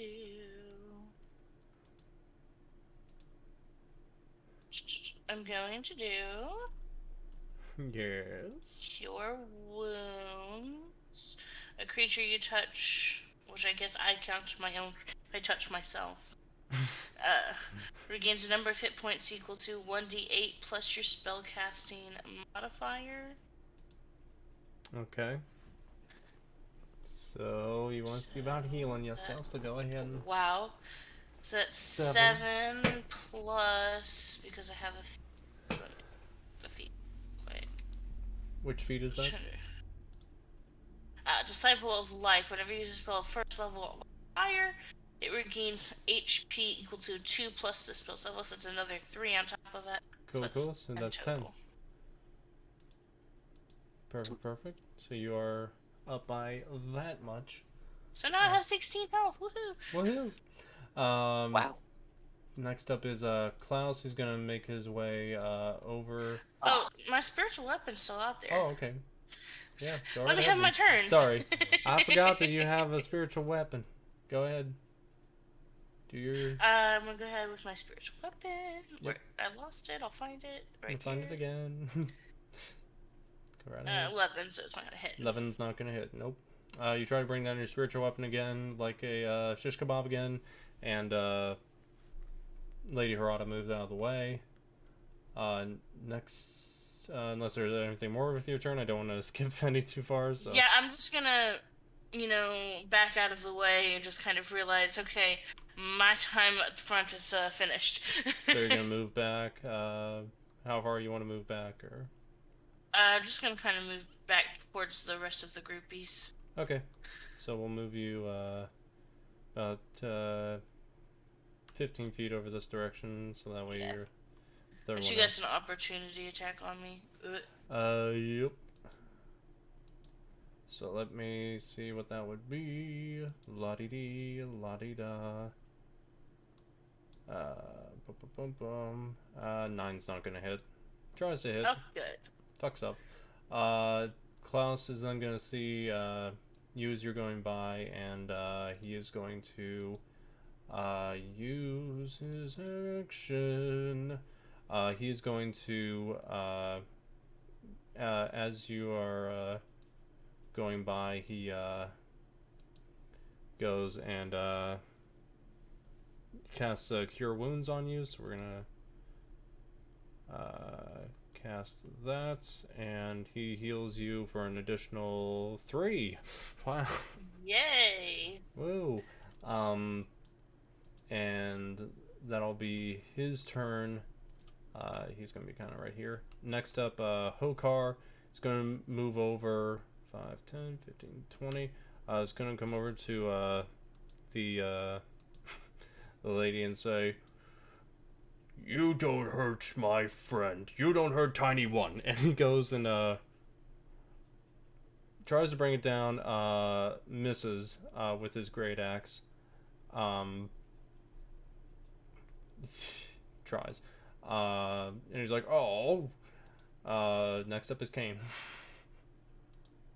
So I'm actually gonna be dual wielding both my daggers right now. Okay, go right ahead. I'm going to use my regular movement speed to walk right up to him and attack with my daggers. Go right ahead. Let's roll. Fuck. Does an 11 hit? No, it does not. I am sad. Was that just one of your daggers, or did you, do I roll for both? Right? Okay. Let me check, because I believe so. Let me look just to make sure. Just in case. Yeah. Go to the campaign here. Check. Because it should be with 2-weapon fighting. You can... I mean, I was reading it. I don't know. So you're just wielding. When you take the attack action, you attack with the light melee weapon you're holding in one hand. You can use. Okay, so you can use a bonus action if you wanted to attack with the other one in your hand. Although you don't add your ability modifier to the damage of the bonus. Yeah, so it'd just be like regular. It would just be like regular 1d4. Yeah. So I would have to roll to hit on the second one, right? Yes. All right. That one rolled a 16. Does 16 hit? Yes, 16 does hit. All right. So 1d4.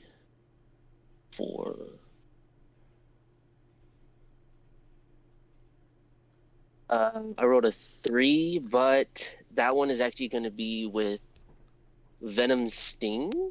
Okay. Cool. So that adds on. What does that add on to? No. Good question. In order to use its ability, would that be a bonus action or like a special? So that's just part of like once per day you can choose. So if you want to now, you can use the ability with it. So if you want to do the necrotic strike, as what I'm seeing here, on a successful hit, you can do that if you'd like. But yeah, I would also like to. Then I would have to wait a day before I can use it again. Yes. Yeah. Okay. I would also like to do the 2d6 necrotic. Okay, go ahead and roll that. All right, where is the D6?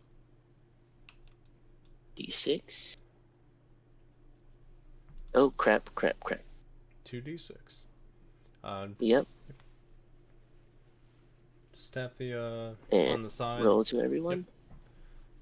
Yep. And what do you get? I think that's a 6 and a 5, so that's going to be an 11.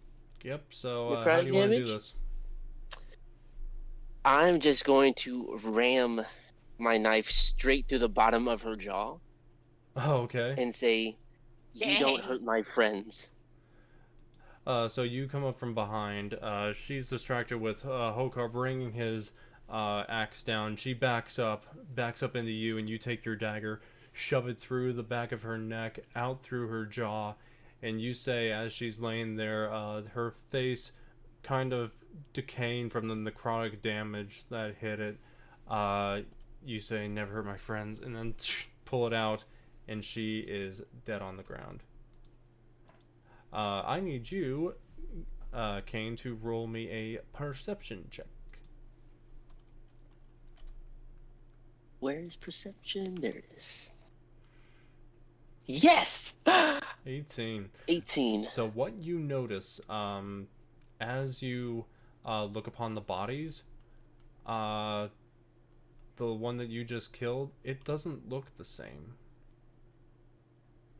As you look on the ground, you see someone with like patchy skin and white and black patchy hair.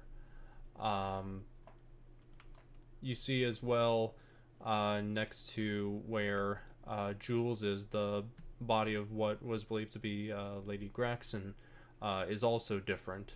You see the patchy skin, so it's like pale skin, blue skin, like different patches of different skin on them.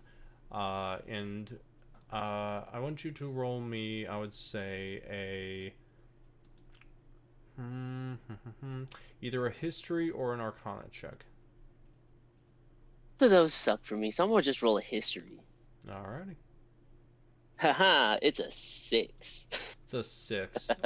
You have absolutely no idea what just happened. You're looking down in front of you and you're like, didn't I just kill someone different than this? What the hell? Like, you're kind of confused. Can I loot the bodies? You can in a second. So Hokar looks over and we're gonna roll and see if he knows anything. He at least rolled high enough to be like, these aren't the same people. They look different. Shit, Hokar. And we then see Wesvyre, if you want to come over and look, and if you want to as well, you can roll either history or arcana, whichever one you feel like. Well, I have a plus in arcana, so let's go with arcana. Alrighty. Let's see what you get. 19. 19. Looking down at them, you realize that these were shapeshifters. You would also realize that, given their patchy skin and their kind of messy white and black hair, that these two were changelings. This is no bueno. What does bueno mean? I don't know, I heard it somewhere. Something with tacos. What's a taco? As you guys are discussing that, doodly-doo, we make our way to Hekatae and Celestia, making their way to where Clifton is, and I'm going to see if I can pull up something from Tales to help, but you guys are walking over to where Vostel and Helena are, and whatever you two want to discuss while that's going on. I hope Wesvyre's safe. Well, she's getting help, and if I know anything about Wesvyre, she can handle her own. She most certainly can. I just feel for Jules. I do feel for them, and I wish we could help, but I also think we made the right choice here. And so I agree. We're going to, with the night still progressing, we're gonna move it along a bit again, and we're also going to add in, just for the sake of argument, if I can even do so properly, we see this house here. We're just gonna put that down there as Hekatae, do you see this house floating?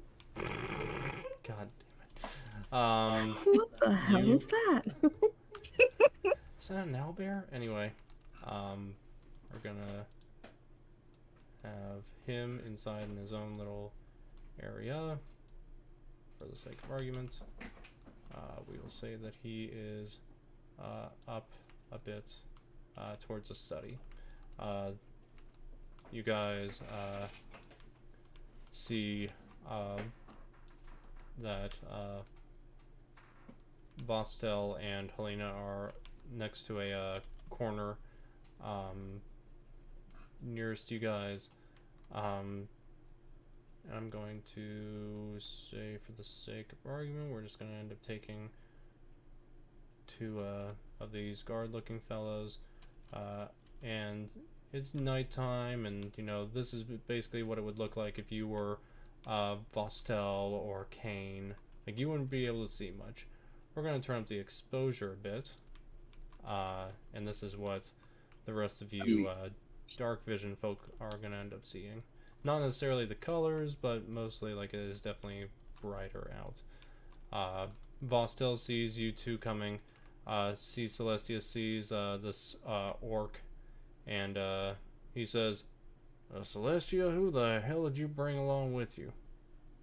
It's Hekatae. She drank her orc potion. Well, I suppose, we're gonna see how many minutes you have left of that. You have 4 minutes left of your, orc potion. With all that's going on. So, Vostel says, alright, well, there's a couple guards that are near this entrance here to guard the house.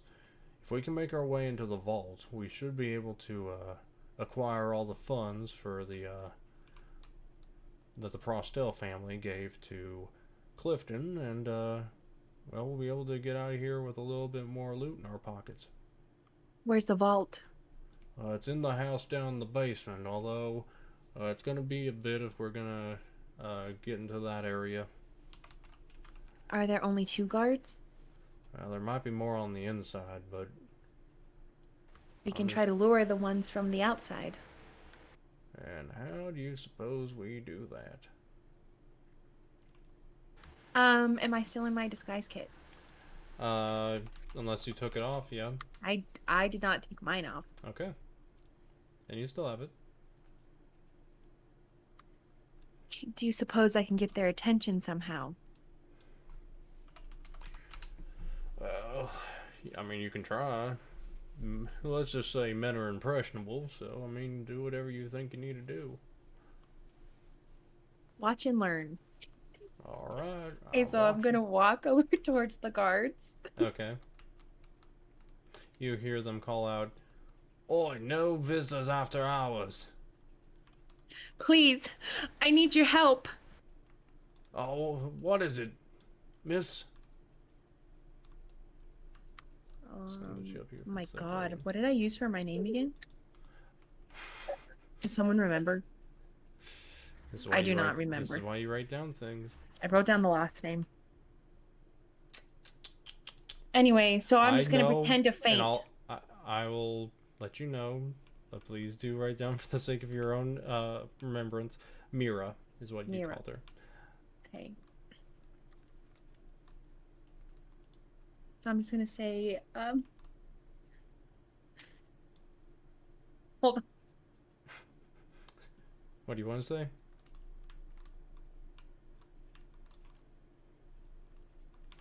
I'm Mira.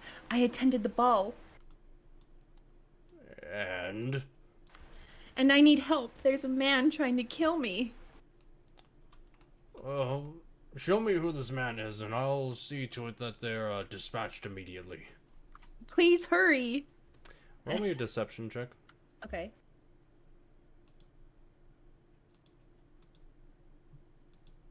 $11. 11. He looks at you and says, I don't see this man that's following you. Are you sure? And then all of a sudden I get a frightened look on my face looking behind me, and I just fall over. Roll me a performance check as you faint in front of this guy. Oh my god. That's a nat 1, ladies and gentlemen. You fall over, and he says to the other guard, "Looks like this one's drunk." I just need to know if the other one is going to come over. He says, "Just kick her over to the side. She'll wake up in a bit. Hopefully." And he goes and just shoves you off to the side, and just lays your body down on the ground, and then just goes back to his guard duties. What are they doing as they're watching? They're just talking to each other, being like, "Man, do you see how drunk she was? Yeah, she was fucking drunk as a skunk. What the hell?" Well, they're distracted, so I look over at my friends. Mm-hmm. By this point, Hekatae, your disguise is worn off, and you've turned back into half elf lady. It's turned back into a pumpkin. I mean, I assume they notice they're distracted now, right? Yeah, they notice. Helena says, "We'll see if this works." She goes over, and the guards are like, "Halt! Who goes there?" She says, "Oh, please, don't be so rash with me. I'm just looking for someone to take me home tonight." We're gonna see if Helena is able to seduce the guards. That's a natural 20. So both the guards are like, "Well, can you take more than one?" "Oh, darlings, of course I can. Come with me." Wow! And Helena turns over her shoulder and winks at all of you as she heads out with these guards. You get yourself off the ground, I assume. Yes, and my jaw is wide open. Vostel says, "Well, you can always trust her to use her feminine wiles to help in a situation. Come on, let's get in." Okay, let's go. So you guys are heading in, and Vostel says, "Alright, now here's the plan. Make your way to the vault, and get as much gold as we can fit in. If one of you has a bag of holding, that would be very much helpful to get out a rather large sum of gold. Otherwise, we'll just have to carry what we can by hand out in hopes that, Clifton doesn't get a word of it. Sound good?" And what are we going to do about Clifton? "Well, leave that to me. It's my responsibility to take care of the people of Corelda, and I'm making sure that, he's dealt with. Rather permanently." You don't really know us if you think we're gonna leave you alone. "Well, I don't want anyone else getting hurt. I've had enough people get hurt in my lifetime that I don't need anyone else. So here's what I say to you. We can either all work together on this to go into the vault, or you can have me split up and take care of the job with Clifton. Or we can all try to go together, I guess, but I don't want to see you get hurt."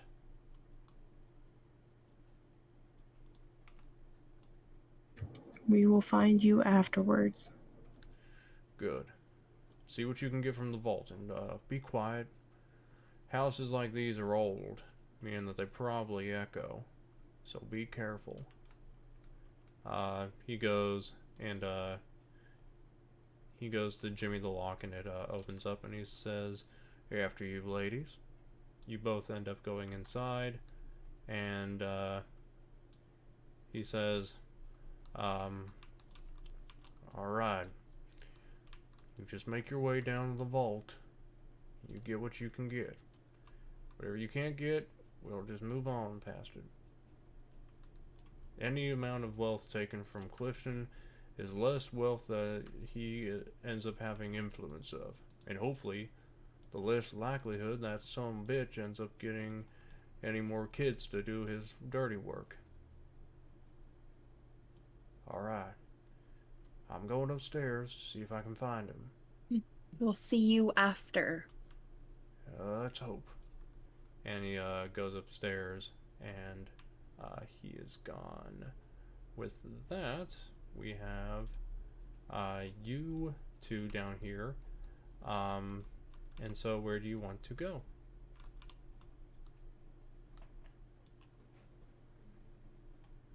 I guess we try for the vault.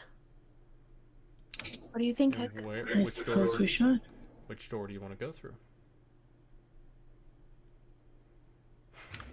The one that's, I don't know, like in front of us. I don't know how to explain it. Yeah. Okay, so you want to go this one in front of you, and I guess you see that the door is locked. Okay, so remember when we bought our disguise kits, he gave me a free lock kit. I mean, lockpick. Yeah. So I can try it. You can do a flat D20 roll. You don't have proficiency in lock picking though, unless you do. I don't think either of us do. I don't think we? either of you do. No. Okay. So go and roll and see if you can. Oh, here we go. Here we go. Let's see how bad this goes. That's a 4. A 4. You try. And you're trying to get at the lock, and it's not budging. You can try again if you'd like. I mean, I can try. What if I just try to cast Acid Splash and melt the handle off? I don't know. You can do whatever you want. Okay, I'll back up. You're gonna cast Acid Splash on the door? Hell yeah. Does Okay. the door have a Dex DC? I don't think it does, but let me check. Door. So let's see what objects certain armor classes are. Okay, so yeah, go and see if you can end up hitting this door with your. They do have ACs. They just don't have any way of like. Or is there even an AC when it comes to Acid Splash, or is it just like... It's a Dex save, so I don't know. No, you just hit it. So... Okay. I'll roll my damage. Yeah, roll your damage. 10 damage. Oh! 10 damage. So, you melt the door. As it does, the handle falls off and clangs against the ground. The heavy iron handle clangs against the ground as it falls off the wooden door. Yeah, the door is open. I need both of you to roll stealth checks, if you'd please.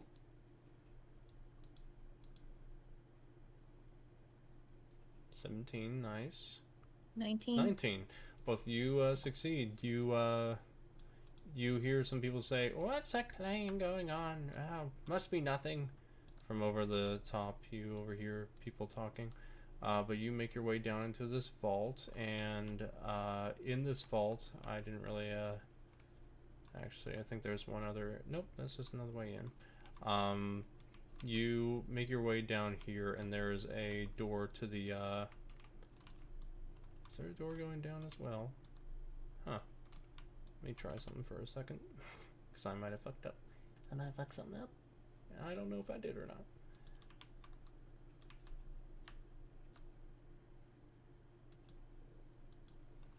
Let's see if there's a down area. There is. Okay. So we're just going to end up scooping you two up here.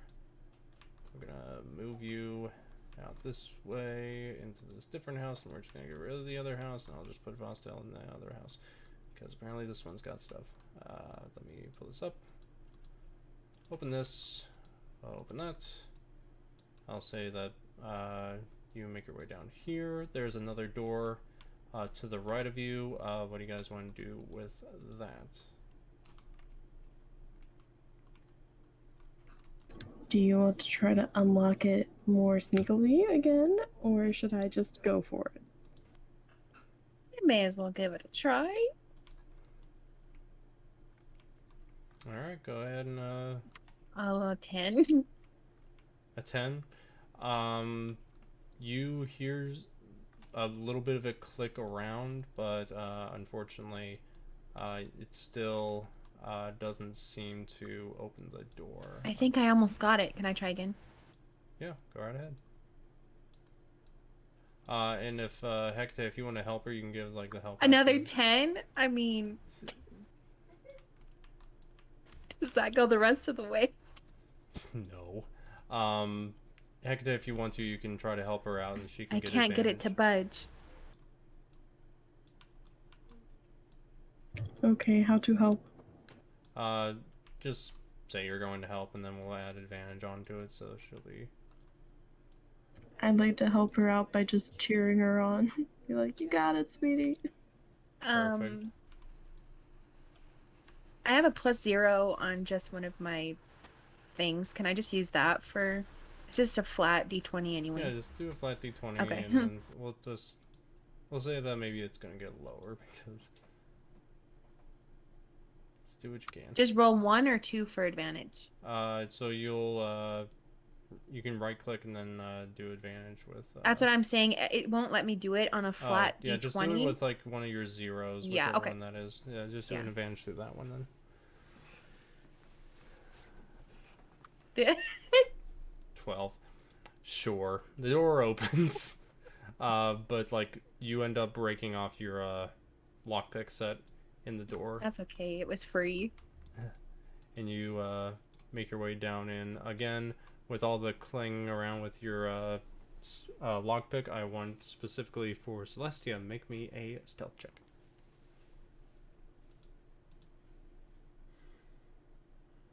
11. 11. It makes a good bit of noise, but so far it seems like everything's still okay for the most part. Okay. Ahead of you, you guys see a way going up and a way going down. Where do you guys want to go? Down. Down? Alright. So you both make your way down the stairs, and you end up reaching this... Down. As he just breaks for a moment there. You come down and you see that there's a lot of liquor, food, and in the back you see that there is a bunch of gold. You have found basically the vault/pantry area. Okay, so we go for the gold, right, Hekatae? Absolutely. Just start shoveling it into my bag, I guess. All Okay. right. I need you, Hekatae, to roll me, for the sake of argument, 5 D100s for me. If you would so be kind as to do so.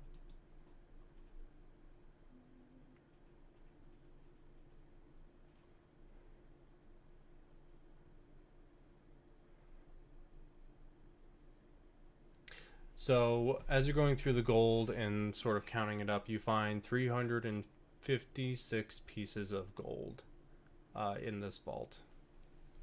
And you're putting it all into your bag of holding.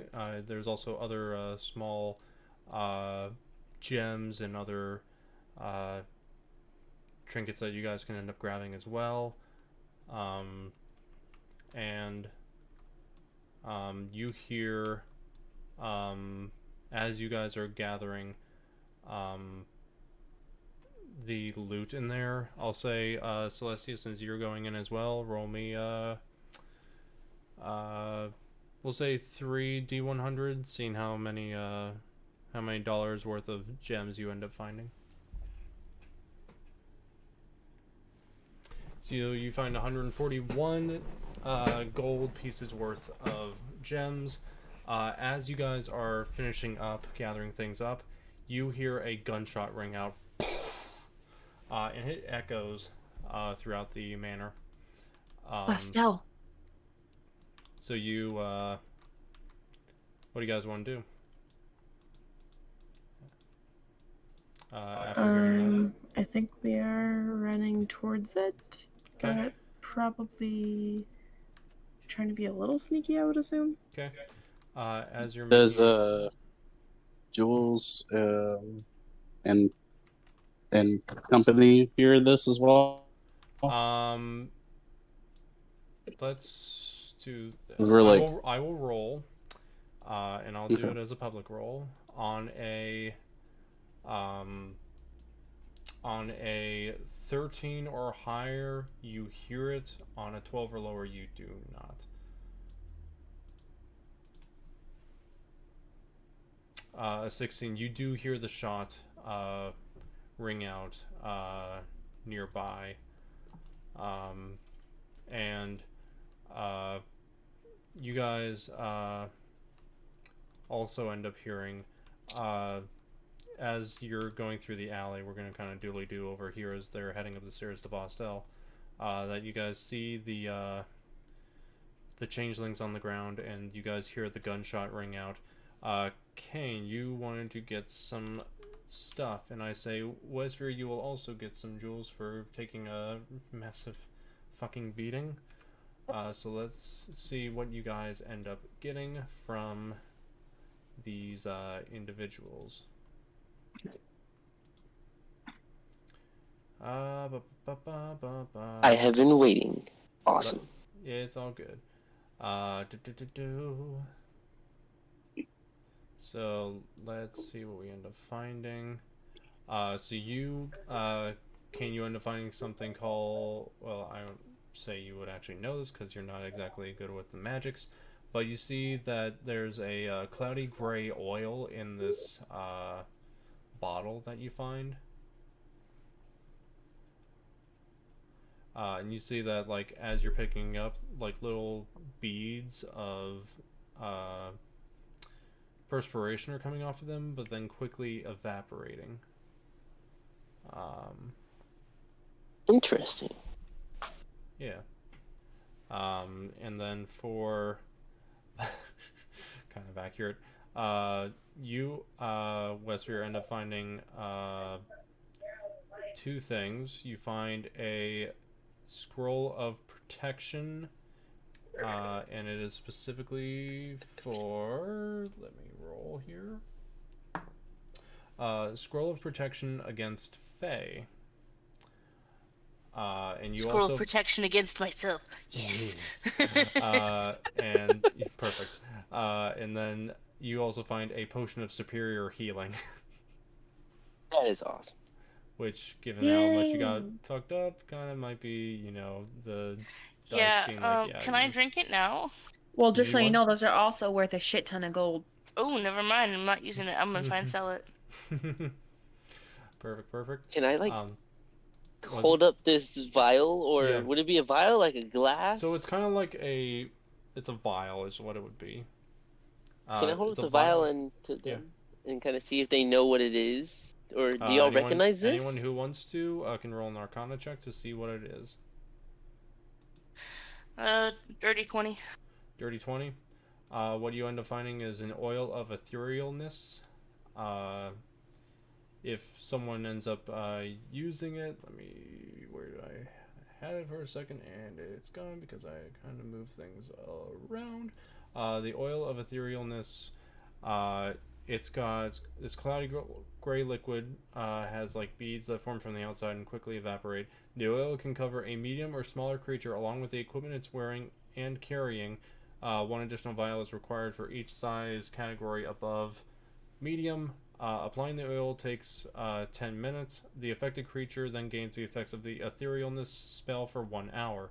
The etherealness spell is that you step into the border regions of the ethereal plane in which the area where it overlaps with your current plane. You remain in the border ethereal for the duration or until you use your action to dismiss the spell. During this time, you can move in any direction. If you move up or down, every foot of movement costs an extra foot. You can see and hear the plane you originated from, but everything there looks gray, and you cannot see anything more than 60 feet away. While you're in the ethereal plane, you can only affect and be affected by creatures on that plane. Creatures that aren't on the ethereal plane can't perceive you or interact with you unless a special ability or magic has given the ability to do so. You ignore all objects and effects that aren't on the ethereal plane, allowing you to move through objects you perceive on the plane you originated from. When the spell ends, you immediately return to the plane of existence. You immediately turn to the plane you originated from in the spot you currently occupy. If you occupy the same spot as a solid object or a creature, you are shunted into the nearest unoccupied space, and you take force damage equal to twice the number of feet you have moved. But yeah, so basically you can end up going to the ethereal plane with that oil spell. So That would be very interesting later on. Could definitely be. I will see about adding that to your Becky Peck. So you now have that. Let me add it in. All this looting is giving me a lot of stuff that's going to come in handy in the future. Indeed. Lots of things. And then, of course, Wesvyre gets her little potion. I'm going to put that into the backpack as well. So, superior potion of... And ooh, excuse me. You're good. Why does it say I don't have potion of superior healing? What the hell? I'll add that in later, or just put in healing and see what comes up. Okay, superior. That's what it's under.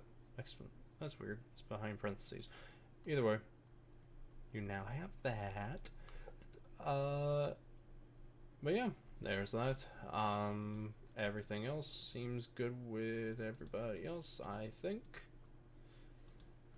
So yeah, you guys pick up those items. You guys hear the gunshot from the a few blocks away from you. And Klaus says, "What the hell was that?" Ooh, Klaus. Klaus says, "What the hell's that?"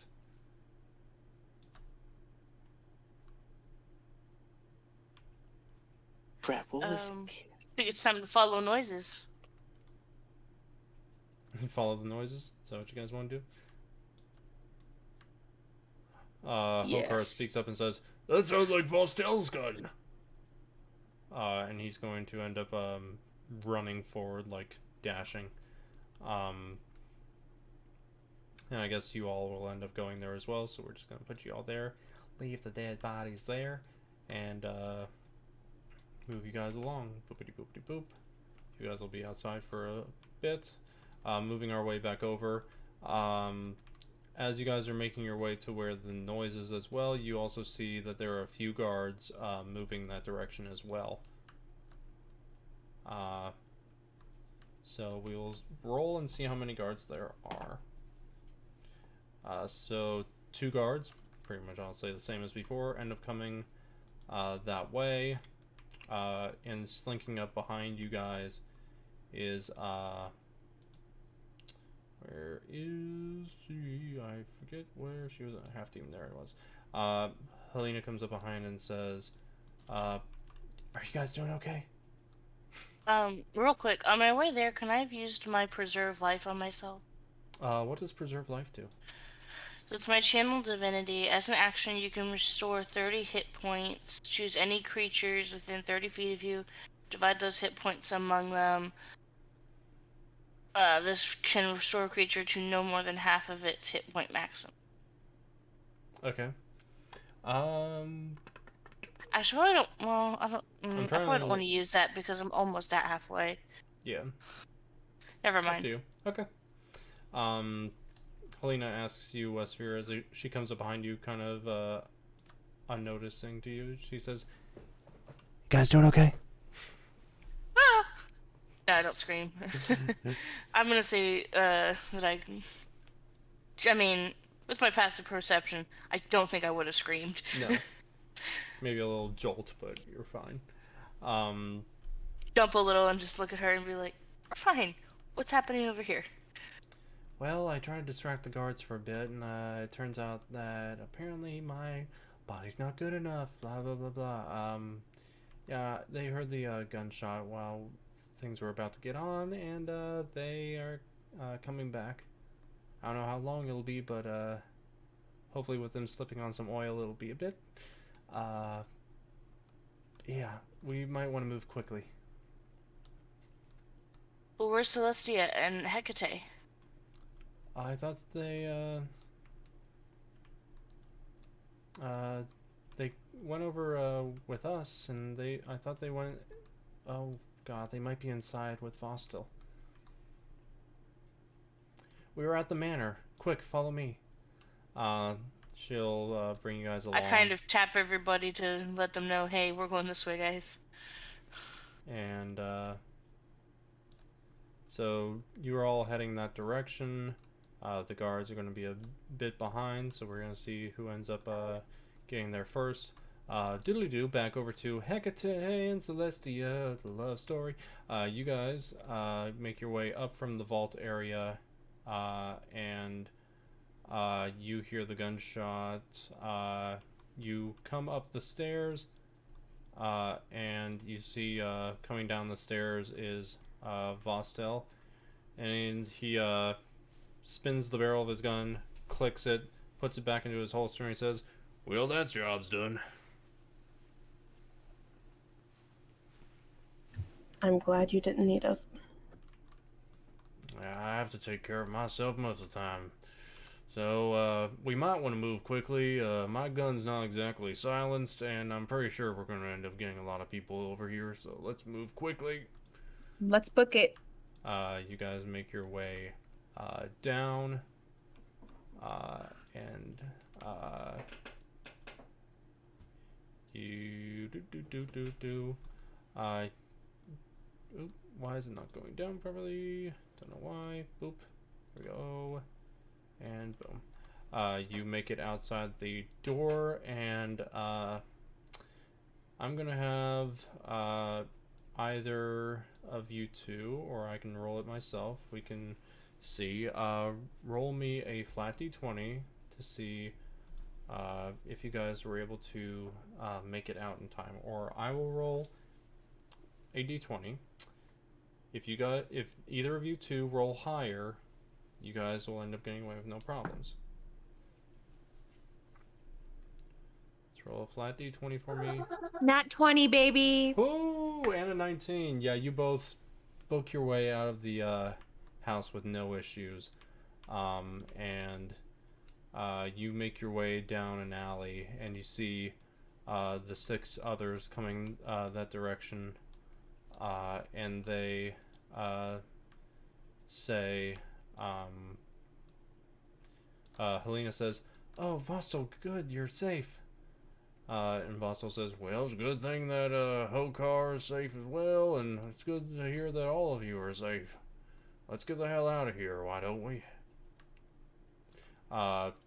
You guys hear marching, and you guys hide in the alley as the soldiers come up to the door, and they go inside, and you hear them say, "Oh God, he's dead! Clifton is dead!" And Vostel says, "Yeah, we might want to run." And you, I would say all of you head that way, to wherever you would go, down the alley, wherever you want to. Where do you guys want to go, I guess I should say, instead of like narrating the whole damn thing? Shouldn't we silence those two Carriage. guards I'd that love just to found go his to the body? carriage. That's up to Cain, whatever he wants to do.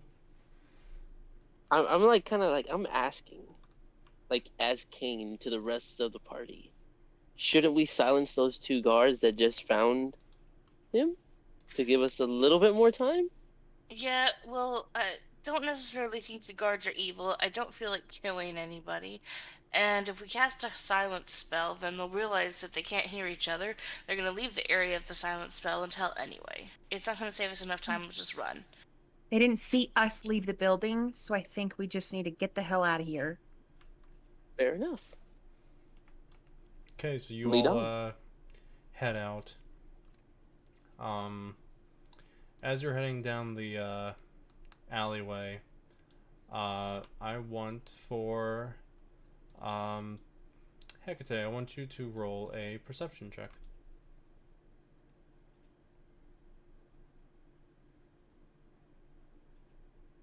That's only a 10. It's only a 10. Roll with advantage. Roll another one.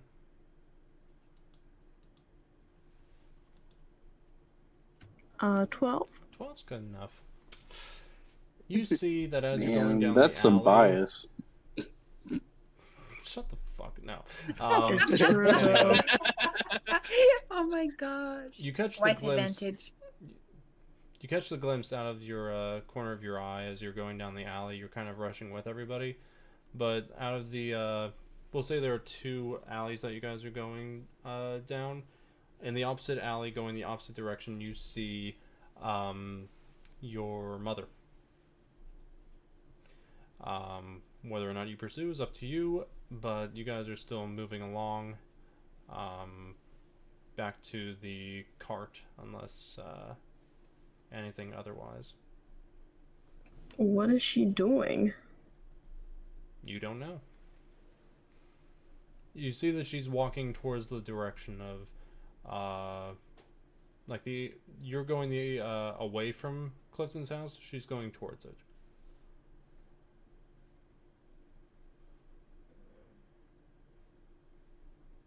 I think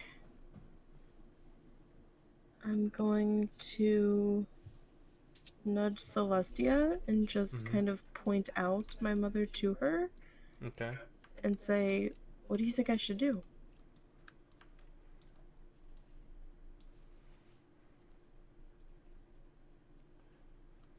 Is your mom a powerful woman? Well, I never really would have thought so before today, but seeing as how she must have a vice grip on everyone here, maybe.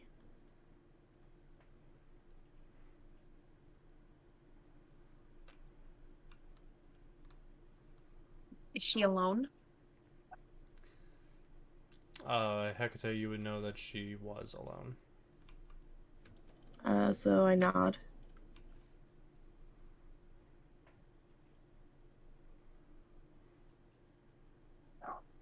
How far have we ran from Clifton's house? How far did you run from Clifton's house? I would say. Like, where are we now? Yeah, I'd say you're about a block or 2 away. I'd say you're about 100 feet away. Like, you're far enough away to where the guards wouldn't have seen you, but you're not right near where the cart is yet. You're about a halfway point. I don't know a better opportunity to take her out, but it's up to you. Yeah. I tell Celestia, follow me if you want, or stick with them if you want, but I have to go do this, and I run after my mom. I'm coming, baby. Alright, so you 2 are going to go. Does Cain see them run off? If you wanted to, I'm actually going to tell them to keep going. But they don't have to, I guess. Vostell turns and says, right, we'll make our way back to the cart. Anyone who wants to come with us, join us. If not, we'll see you when you get there. And the 3 of them, minus Hecky here, if I can end up doing it, yeah. Hey, Klaus with you. Klaus then says, okay. Come on, String Bean, we gotta get out of here. Those 4 end up heading out, leaving just the 5 of you there. Depending on what the 3 of you want to do, Wesvyre, Jules, or Cain, you decide what you want to do. I promised to help protect her, so I'm just gonna stay with Hekatae and Celestia. Okay. So yeah, I'm gonna be going as well. But before I do go, I'm gonna tell I'm gonna just tell them there was something wrong with them when I was following them earlier. What do you mean wrong with them? I wasn't entirely too sure until we killed the two. What were their names? The two. Because I did not write that down. Those bitches? Yes, till we killed those. Till we killed those women, or whatever they were. Killed Lady. What you thought was Lady Graxon and Lady Harada. Until we killed Lady Graxon and Harada, they changed. What were they again? Changelings. Because I still didn't know. No, I. Oh, you still Cain don't doesn't know. Oh, Yeah, okay. Cain doesn't know. Yeah. Wesvyre would know, so. Say it again. So I was just telling them what happened and how they changed. Cain doesn't know who they are, or what they were. Cain doesn't know what they were when they died. Oh yeah. Well, yeah, they were changelings. Based on some of the spells I have, I'm going to say that I know what a changeling is. Yeah, you would know what a changeling is. So for those who need to know, I would say that our magic users here would end up knowing what changelings are. They're essentially shapeshifters. They're known to be very tricky. Morals are kind of ambiguous when it comes to changelings. And seeing as how the two ended up attacking Wesvyre and Hokar outside of the banquet hall about a block away, you would know that, like, probably not good ones for those two at least. But yeah. Hekatae just shakes her head as we're all still, I'm assuming, going after my mom. Is anybody else I don't needing know. help besides me? Just curious. I think everyone else should be fine. I don't think, other than maybe, Then I'm gonna real quick run Cure Wounds on me one more time. Okay. You go and do that. Oh, bless. That's gonna be 17. Whew. Nice. Nice. Nice. Get yourself pretty much all the way back up. Alright, so you guys are heading over? Or what do you want to do? Yeah, we're gonna follow the mom, right? Yep. Jules, what do you want to do? Because I didn't hear what you wanted to do.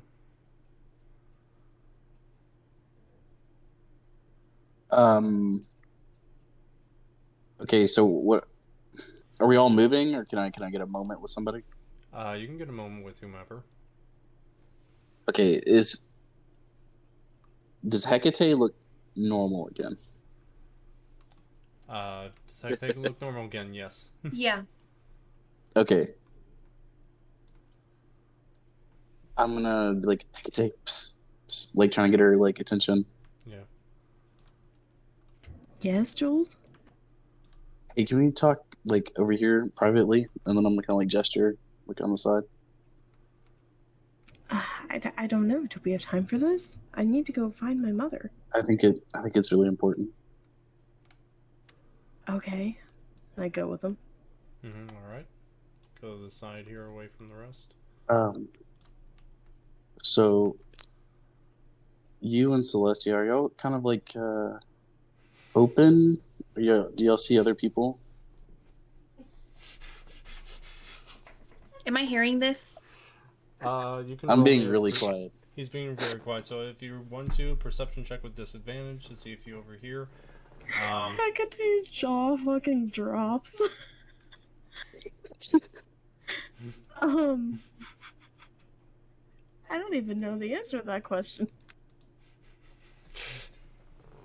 I don't really think that's been discussed. I don't think it's none of your damn business. Okay, so I'm gonna take Hekate's hands like in my hands, and I'm gonna look her in the eyes, and I'm gonna be like, I don't know how to say this. I saw Celestia earlier with someone else. This grotesque orc. I mean, she had bountiful bosoms, but like, oh my gosh, like I'm so sorry to tell you this, but like she had her like hooks into her, and they were getting really heavy, and I don't know what to. I really wanted to tell you as soon as I could because I don't know, like maybe this is none of my business, but like maybe you guys are like a thing like that. But I just wanted you to really know. Hekatae continues to look shocked.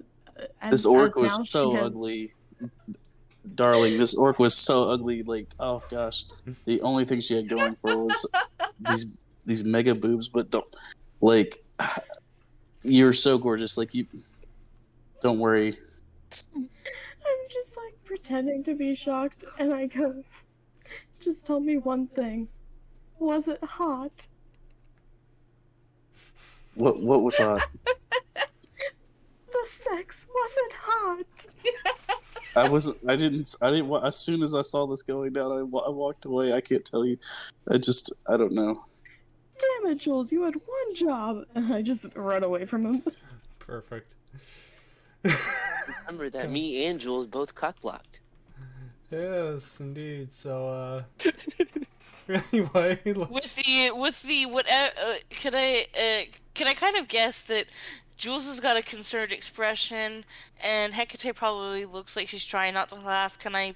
Yeah. Am I able to notice that? Yeah, you'd be able to notice that. Yeah, I'm just gonna look, and I'm just gonna look at Jules and just be like, mouth to him, what happened?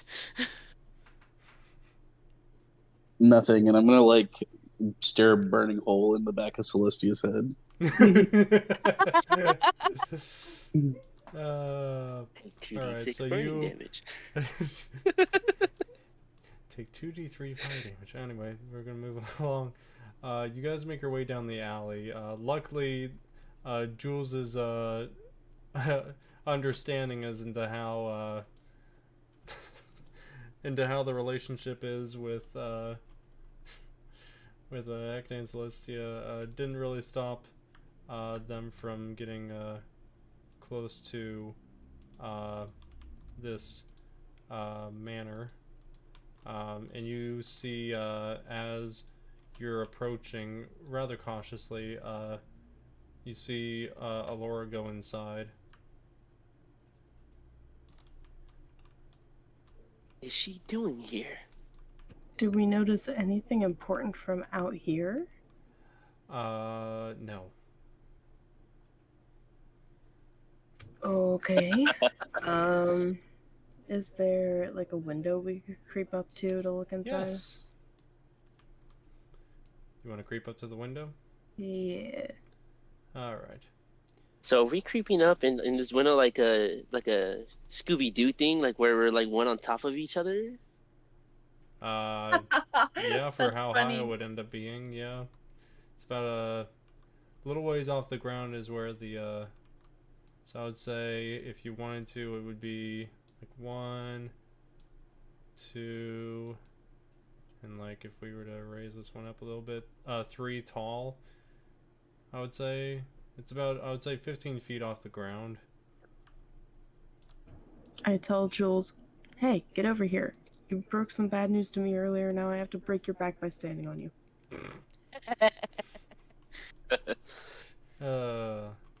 So does Jules go over?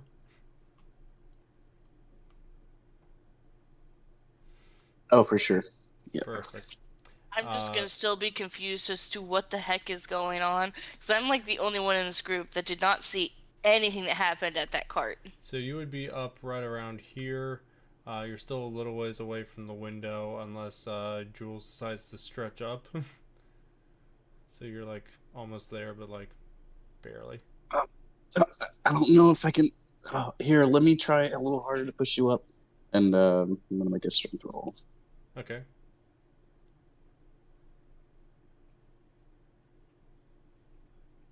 And I Why use did you- the help action Sure. if he failed. Sure, go right ahead. Here, grab her right here. And then you both with lifting up. And what roll did you get for the strength? Sorry, I'm still trying to make it to my character. Hold on. Oh, you're good. I exited right out. Oh, Let's no. see. That's Yeah. not what's supposed to happen. Well, I can do athletics. I can do like a If you little want to shoulder press. Yeah, if you want to do Yeah, athletics, I'll allow you to do that. Oh boy, that's an 18. 18? Yep, that's good enough. You get, Hekatae, you're up a little bit. I don't know if I'm going to be able to do that, but essentially your character is seeing up here to where, the window is, and roll me a perception check.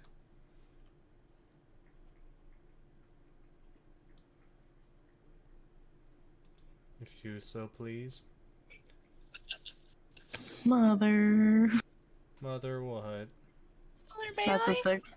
The 6. Okay. So, well, you don't see much right now. The windows are kind of cloudy, but you don't notice it at first. But I need you to roll me a Constitution saving throw for me.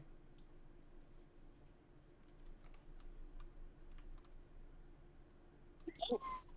24.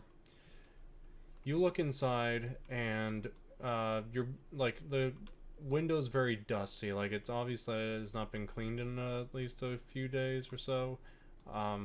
These guards come downstairs and say, "Lady Alora, Samuel Clifton is dead. Oh, we don't know." And as soon as they are talking to her, you see her bring out her hand, and fire hits this guard right here, and he is caught on fire and falls to the ground. The other one, not sure what's going on, tries to leave, but then she puts her hand up to his face and shoots a bolt of fire through his helmet, and the blood splashes against the window. Luckily, you are not too phased by it. Like, again, seeing this bloodbath happen is crazy enough. But you see that both of these men are faces covered in flame and are dead on the ground. And you hear a voice calling out from your mother. And I want you to roll a perception check.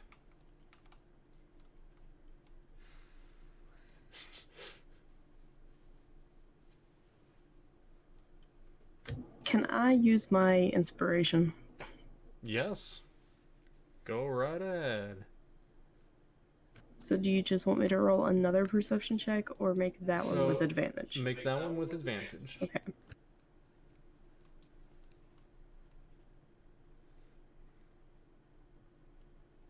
Double 14s, making that an 18 total. And 18. You hear the voice that comes out, and it doesn't sound normal. You hear the, you see this, your mother bring out this, crystal, this, rather dark-looking crystal, and puts her, mouth up to it and begins to glow, and she says, "We're going to have to move plans ahead of schedule. Apparently, someone got to Clifton." No, I know. See if you can roll another perception check. This one I'll say with disadvantage to see if you can hear the voice on the other end of the crystal.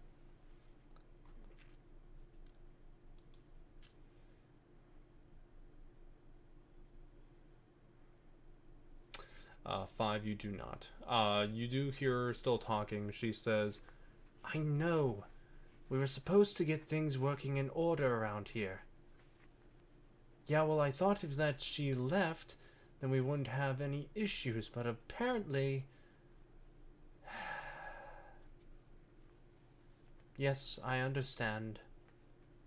No, I don't need assistance. Listen, I've already taken care..." "No, you listen to me. I took care of both the mother, the grandmother, and the father. I can take care of a little twerp if she's the one causing this ruckus. No, the vault was cleared as well. I will take care of it. Carnus, I will take care of it. Make sure that Lady Hemathorn knows that everything will be fine. The crystal goes dark, and she puts it back in her pocket, and she goes to leave. All those there, make me a stealth check, but I'll say with Hekatae and Jules, you are going to have to be very careful, because it's going to be disadvantage on your part as she leaves.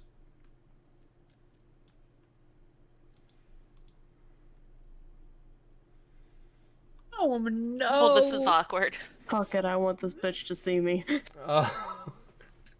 So, Cain, you're able to hide behind the shadows around the corner pretty quickly.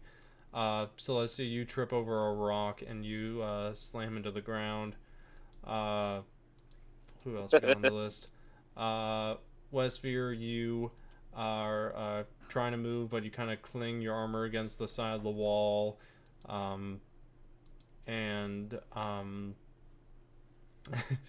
For who else we got here?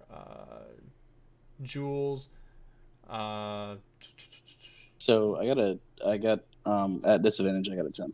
At disadvantage you have a 10. So you also like kind of fall backwards off as Hekatae is trying to move. She causes you to go a little unbalanced and like slams in your body. You the both of you end up slamming into the ground, making a rather big commotion. Cain over there being like, God damn it, why am I the only stealthy one? She comes outside, looks and sees you there, and she says, shit, and begins to run off. I'm going to immediately dash after her. Okay. Yeah, I feel like I would just immediately start attacking, so like, I don't know. Okay, well, Me here's too, the thing. baby. Here's the thing. You guys will have to take at least an action for the three of you to get up, for Jules, Hekatae, and Celestia, since you all kind of fell the An fuck action or half your movement speed? over. I'm trying to remember. With prone. It's half your movement speed to get up. Oh, I'm okay. pretty It's a sure. spicy one. It's a spicy. Because this is a bonus action, Speaking of, takes half. Yep. Okay. So you're good. Yeah. I'm gonna cast my spiritual weapon right in front of her. Right in front of her Okay. path to attack her. Go ahead and roll to see if you hit with that. So, And my bad. What? 22. 22. How much does shield increase AC by? 2. Like the It's 2. It's 2? Is that shield of faith or just shield? Just a normal shield. Just normal shield. If you're talking about something rarer, then I think it adds a +3 on top So I'm of talking that. about the spell shield. Oh, okay. I have a +5 as a first level. Yep, so that's what I see too. So you try to hit with a 22. She looks over and sees you as a reaction, brings out shield. When you try to attack, and she continues to move pretty quickly down the alley. absolutely rude. How far is she from us? Since I was dashing after her, like the moment she kind of like started running, wouldn't I be closer? You would be closer. You'd be about, I would say, I'd say 30 feet away. Everyone else is 60. So we're gonna try. We're only to use 60. Well, can we roll for initiative? There's something specific I want to do. Literally, like, I want to use spells now. Okay. Yeah. Let me get you all moving down here. Some of you kind of flopped. I'll say that if you want to move, Wesvyre, if you want to go after her, you would be ahead of the other three. The other three would be behind by Oh yeah, for sure half going their after movement. her. Okay. So we'll move you Wait, over. so are we rolling initiative? Give me a moment, because I did not expect this encounter, therefore I did not have it planned out. What? How did you not expect it? You didn't think we would go after her? Well, because I expected it to be like that. So let me, give me a moment. I'm also kind of like... I didn't know, so I kind of pre-rolled, and I got a nat 20 for initiative. I feel like it's wasted. Lord, my lord. Alright, give me a momento. Okay, so let me add this in, and that one out. Cool. Okay. You're going down the way here.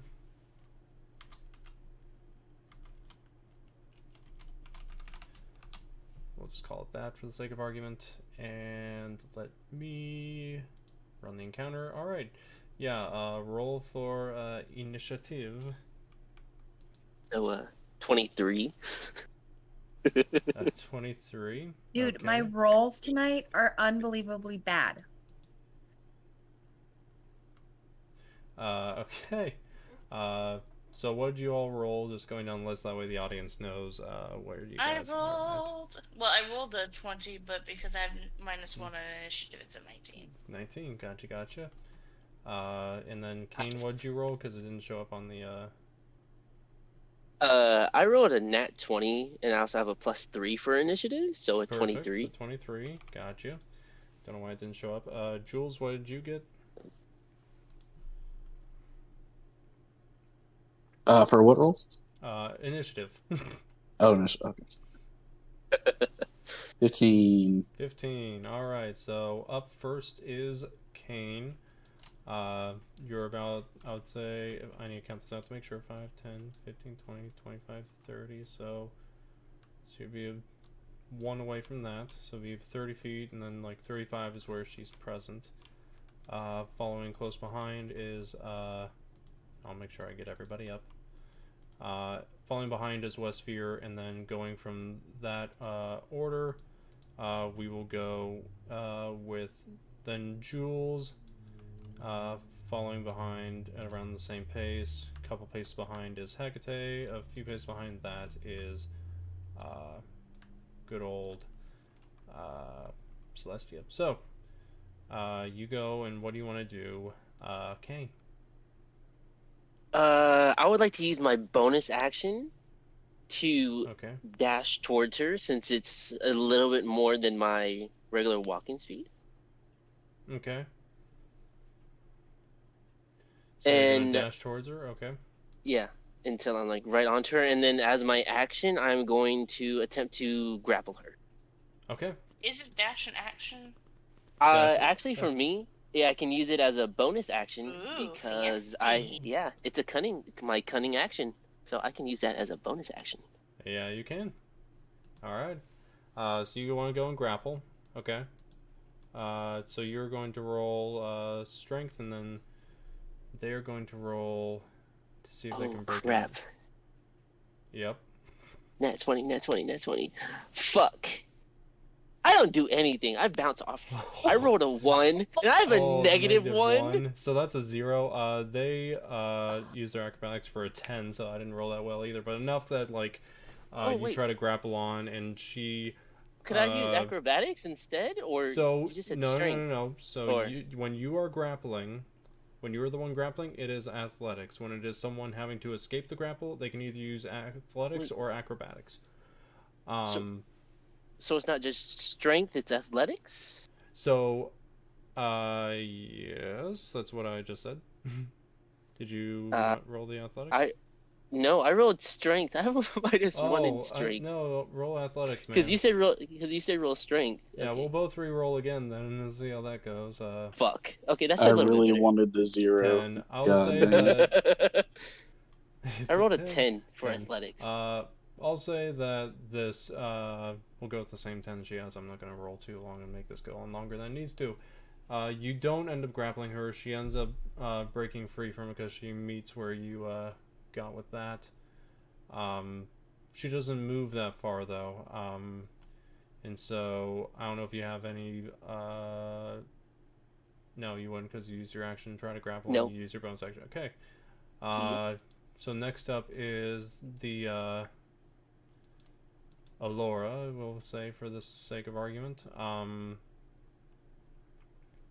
Going to do a bit of a fun thing if it'll allow me. It's not allowing me, whatever. Fuck it.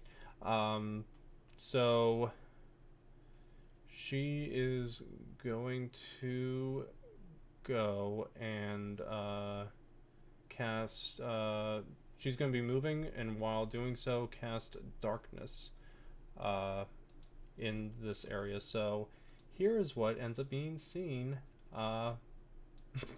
by Cain. Well, Ooh, I thrive in the dark. Haha. So you are in darkness. 5, 10, 15, 20, 25, 30. Moves to move away from you. You are in perpetual darkness.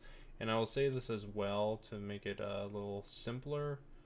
I'm going to keep this guy like this just to make it simple for me to remember. So from where, with darkness, it is magical darkness spreads from a point you choose within range, and that range being 60 feet. So she's going to choose Ooh, a couple spaces behind you, and it's going to be I think a couple spaces in front of you. Hang on, let me look at this. Yeah, so it fills a 15-foot radius sphere for the duration. The darkness spreads around corners as well. A creature with dark vision can't see through this darkness, and non-magical light can't illuminate it. So, we're going to say that this is the point where it goes, and you would be within range of that, and she's going to be escaping it as the darkness goes. We're going to remove, not that. We're going to remove these two little dead ones there, just to make it easy. Boop. And yeah, with that, let me make sure that there's nothing else that they can do.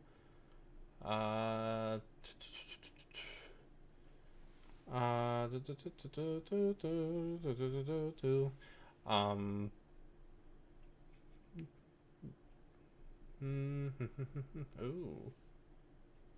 Do I try it?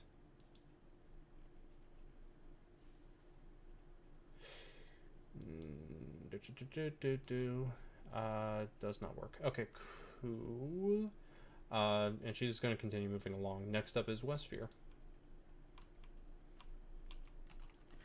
Hi, yes, I'm trying to find the autumn season for Eladrin, and I'm struggling, so give me a second. Oh, you're good.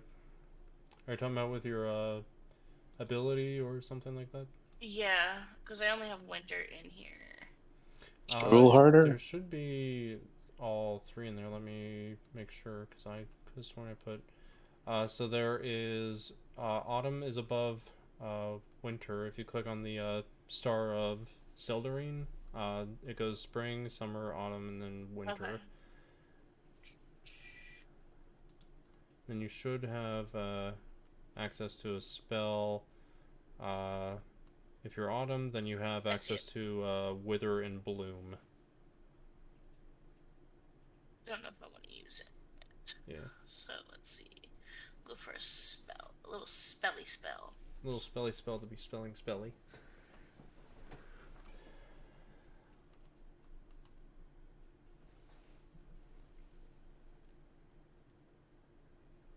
How far away is she from me? 5. Actually, I can just use my ruler to help.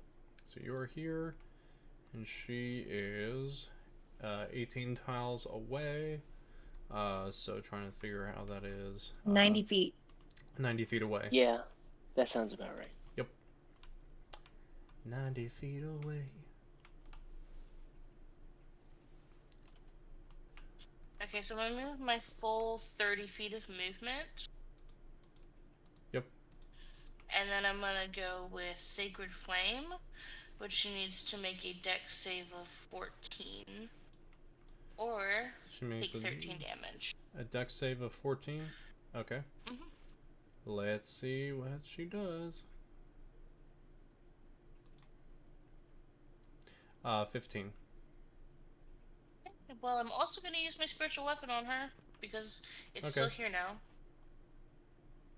Perfect. And it's got 21 to hit. 21 Is her will shield hit. still up? The shield is just a reaction, so once it's used, it'll, I believe, dissipate. So 21, does that hit her? 21 does hit, yes. And of course I roll the lowest damage possible with 4. 4, okay. Yeah, so your spiritual weapon comes out and, like, nicks her in the shoulder. She's going, curses a little bit and continues, running down the street. Next up is, Jules.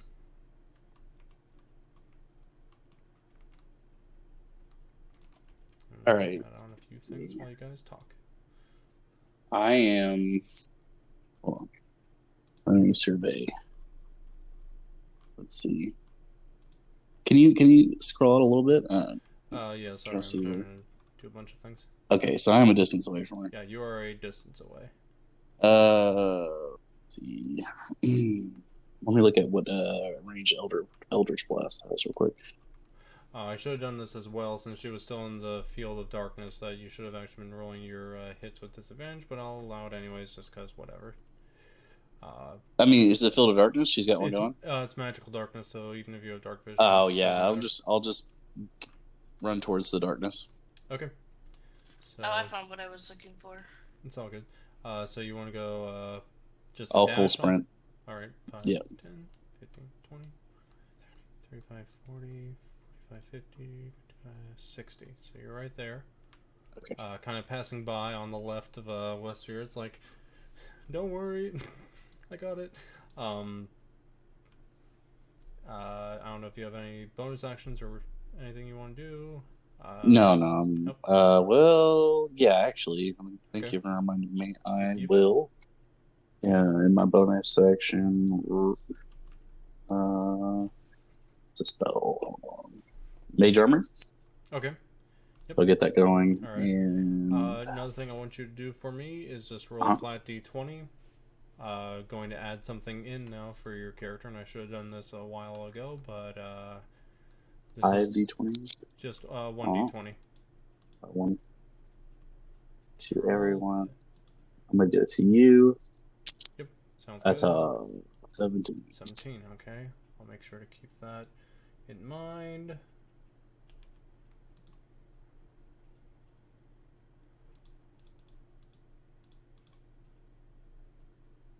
Okay, so it's 17. Cool. Alright. Next up is Hekatae.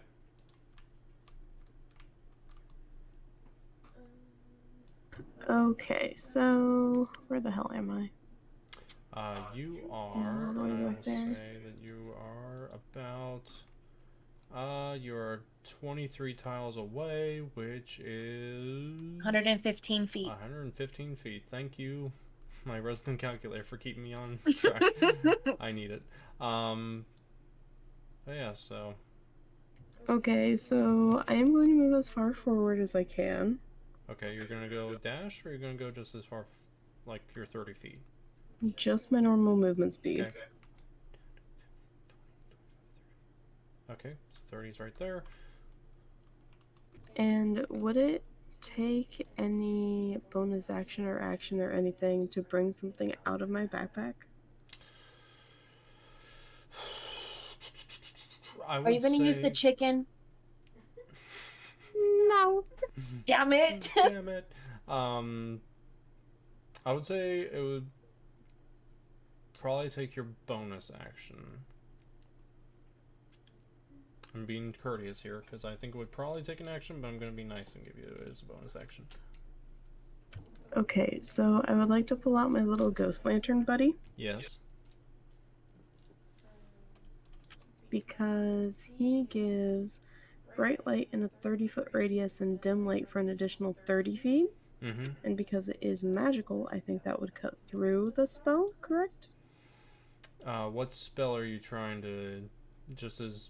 So he's casting light. Let me look just to make sure, because I don't think that... and non-magical light can't illuminate...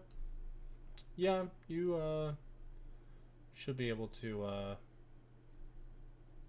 eliminate... And actually, let me, roll something.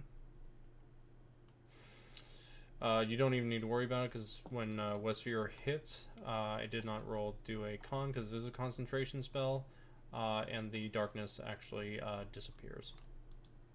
Awesome. Okay, so then we won't worry about the Yeah, light, we but won't I worry would about still the like to light. hold my little buddy. Yeah. It spins around and does little wispy sounds as it's spinning around. Alright, well, I tell my little friend, hey, watch this. And then am I probably within my mom, quote unquote, earshot? Probably. I would say, like, not too far of a distance, so if you want to.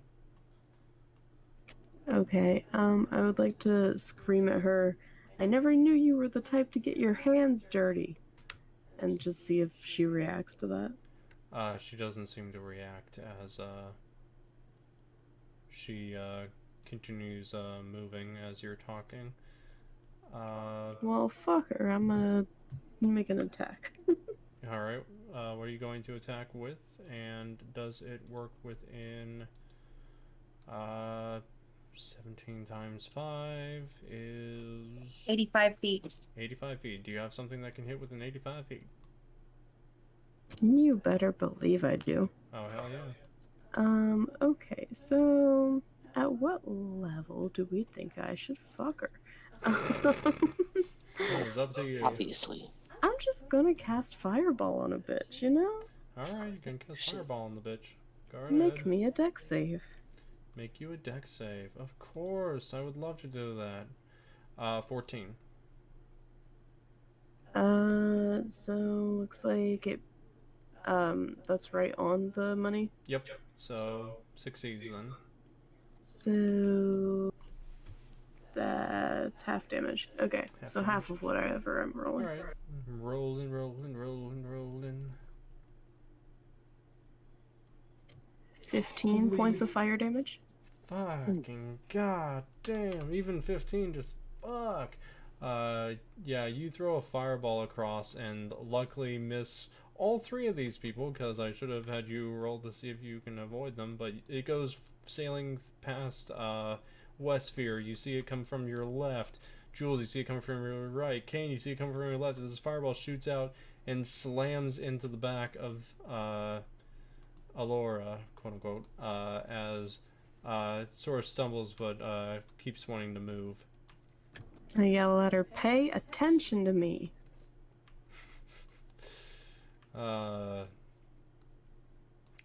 Next up is Celestia.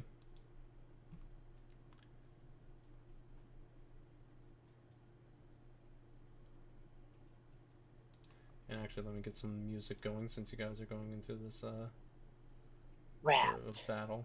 So let me.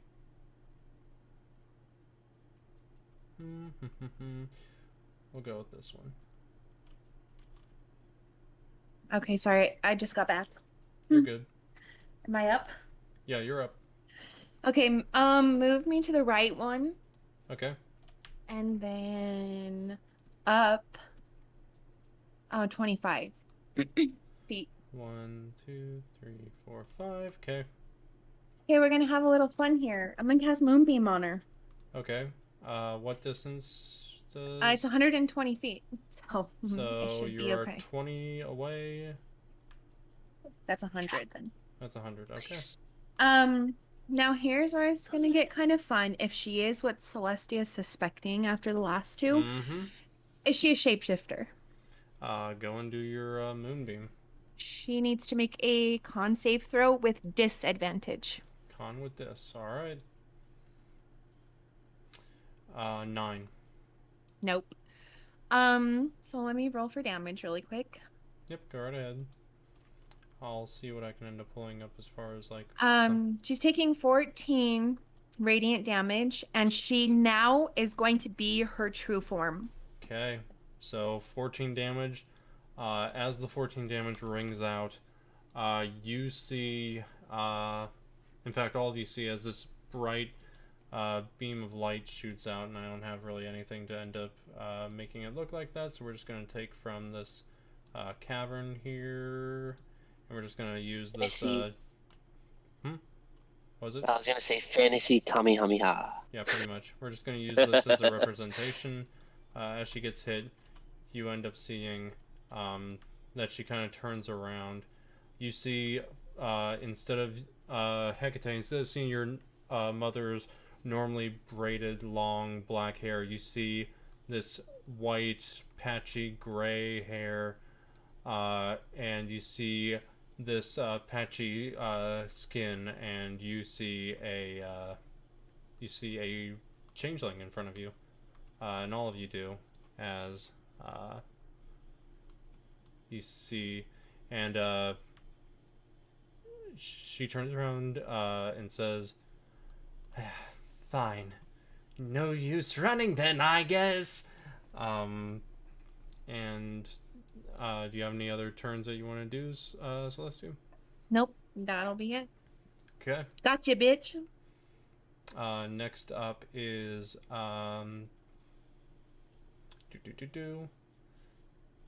Huzzah. Next up is for you, Cain. So I am still going to be dual wielding both my daggers. I am going to go right up to her, my full movement, 30 feet. Okay. Would that give me to her? Yeah. Or to it, whatever 10, it is. 15, 20. Yeah, you make it over. Yeah, I am going to attack with both daggers. Go right ahead. So the first one is a 24. Okay. And the second one is going to be a 21. Okay. So she's going to bring up her shield to block the 21. She cannot block the 24 no matter what. So roll for the 24. Okay. That is going to be 6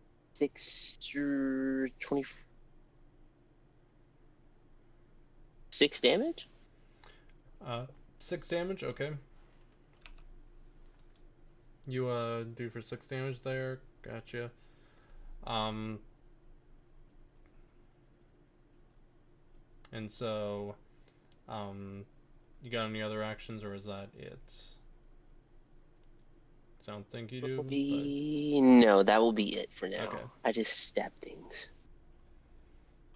Next, she is going to go and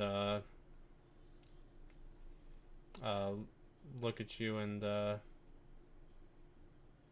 say, typical. She's then going to, and I'm going to bring this up just so that way I know the exact, you choose within range, starts to turn there, okay, so you, see that this, coming from, her hands is this, like, yellow-greenish fog that's pouring out, and, she's going to be casting Cloud Kill. And it's going to... And we're going to use this as a representation. It's going to be within that area there. And I need you to roll a Constitution saving throw for me. Alright, saving throw con... Mm-hmm. Fuck. What'd you roll? That is a nat 1. Okay. I'm gonna die today. Oh, should I be mean? Who knows? Depends. My next character is gonna be funny. Well, you did roll a nat 1, so... Oh god.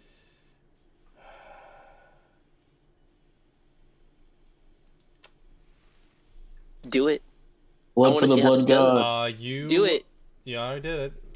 So you see this poisonous yellow-green fog appear, and you don't expect it, and you take in this poisonous air into your body. I need you to take 49 points of poison damage. No. Quick question: is there any way that I can use uncanny dodge to half that, or no? I don't. Let me look for a second. See if your uncanny dodge could. When an attacker you can see hits you with an attack, you can use your action to half it. Sure. Go ahead and. I also have a question, which is, does it not affect her? It shouldn't, but let me check just to make sure. I want to say because it's pointed towards me, right? Almost like it's protruding from her. It's a. But it says it's a range. 20-foot radius. Yeah, that's what I'm trying to. When a creature is first time I'm turning it hit.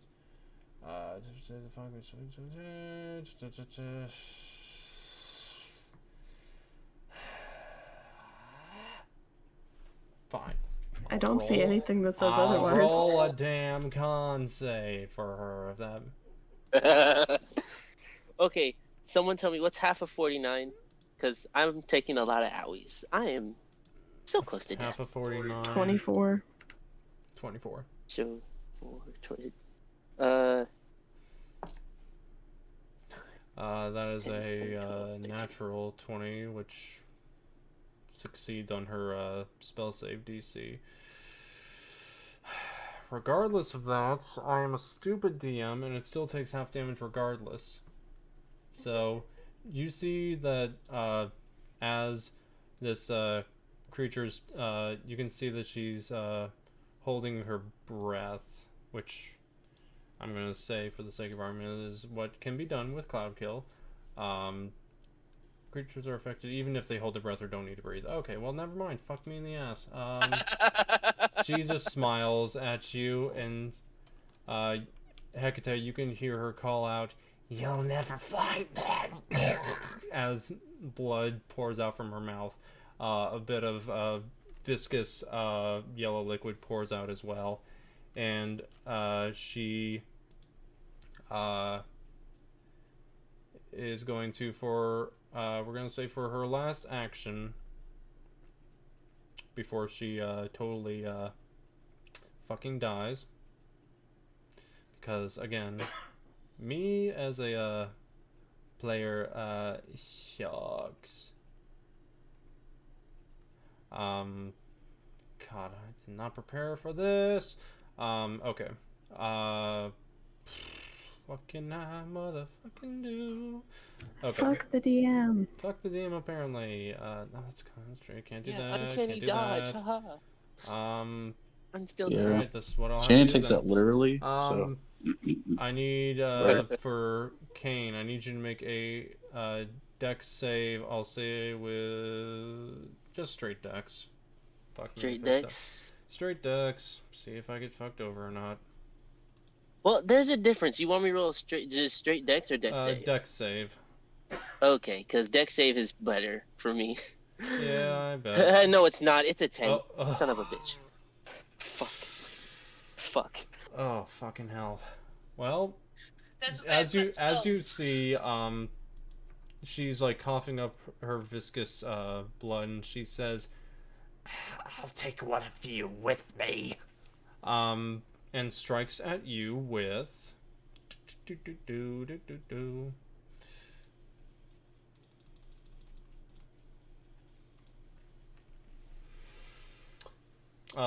points of lightning damage as she shoots out and shoots you, I would say, back 10, 15 feet, and she just keels over and dies right there.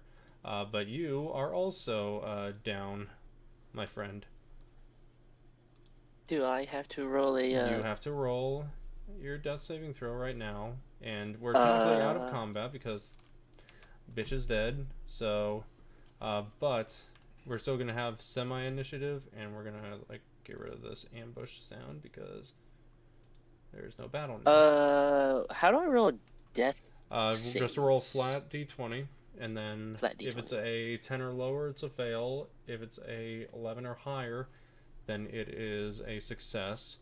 If it is a nat 1, then you take 2 failures. If it's a nat 20, you heal back up with absolutely no. Oh, it's a 7. Fuck, I thought that was a 1. Oh my I was god. afraid of that too.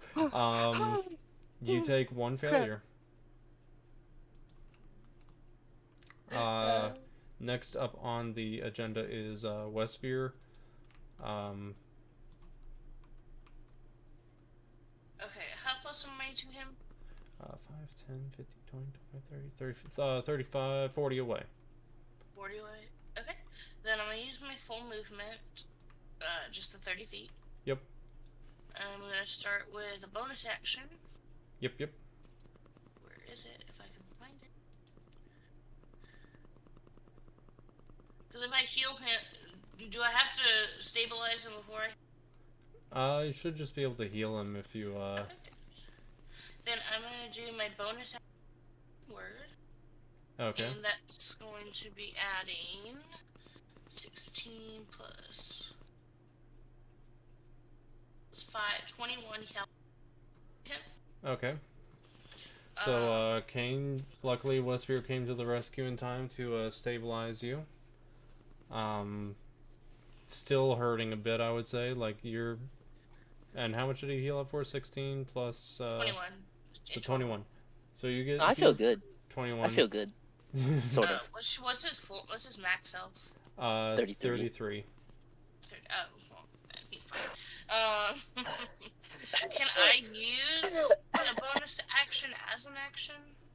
No, If I want- I don't think so. I don't think you can exchange actions for bonus actions and stuff like that. Is what's her face still up? Oh no, she's down on the ground, like She moonbeam. suicide bombed. She did suicide bomb and lightninged him in the chest, which, yeah. That A hurt. suicide stink bomb. Yeah, so Hey, look, everyone. Okay. Cain got that then I'm done with disease my that turn Mouse then. gets. the sun's starting to rise up a bit as you make your way onto the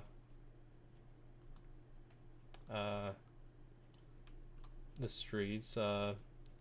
Cain, you get your happy ass back up, and we're gonna pull out of initiative. Everybody gets forward and gathers to where this this charred, this rather like violent death of this poor woman is right here. Well, you would say poor, but not really. This poor changeling, the poor changeling that I didn't do correctly because I fucking suck, is dead on the ground. Going to loot the body, but once I'm done, I'm gonna kick it Okay. multiple times while coughing up my left lung. Okay. Yeah, the poison still hurts. It's not causing any sort of issues, but it just like it hurts. Surgery can heal you, but it still hurts. Yeah, So I can now heal have him a. from the poison. It still hurts.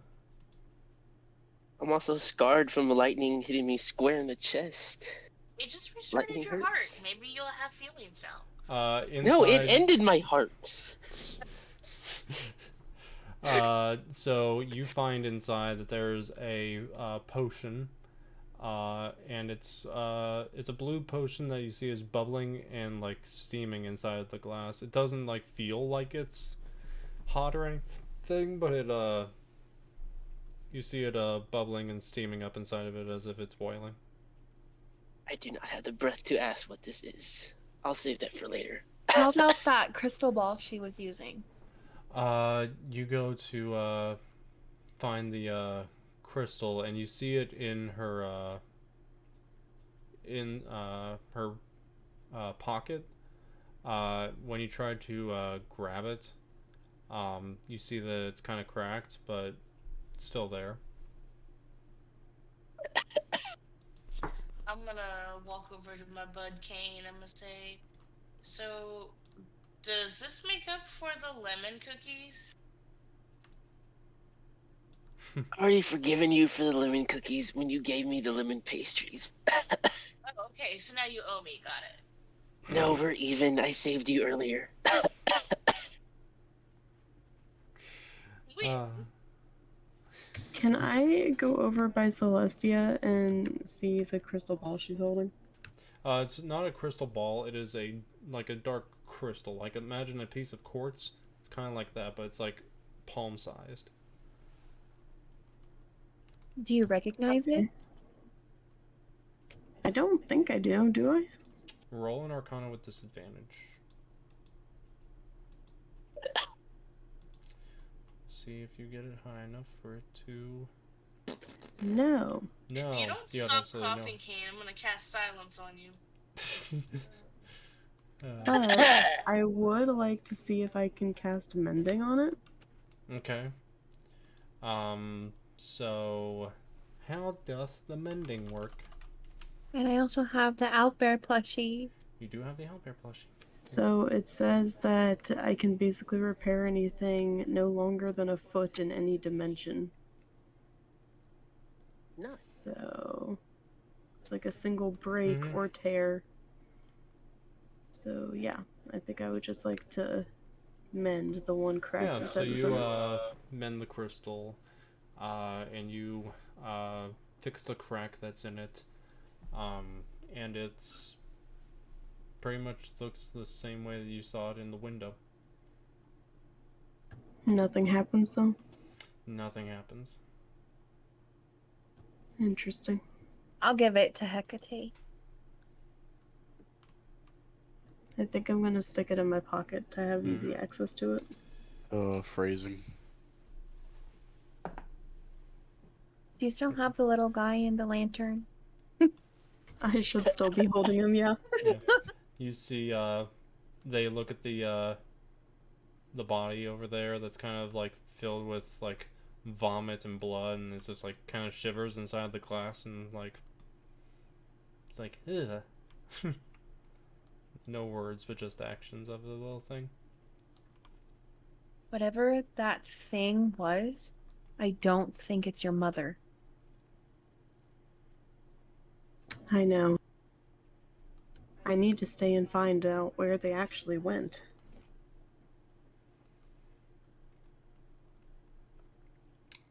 We should go try to meet up with Vostel. We should.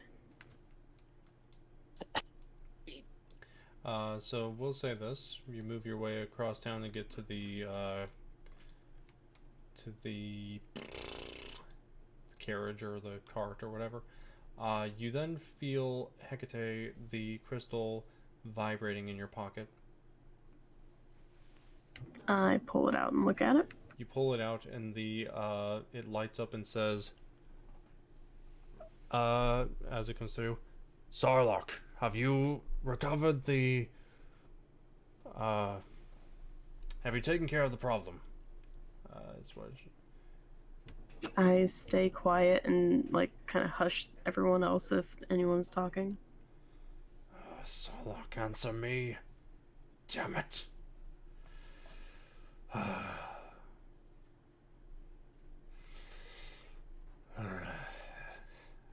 You hear a little like laugh over the crystal.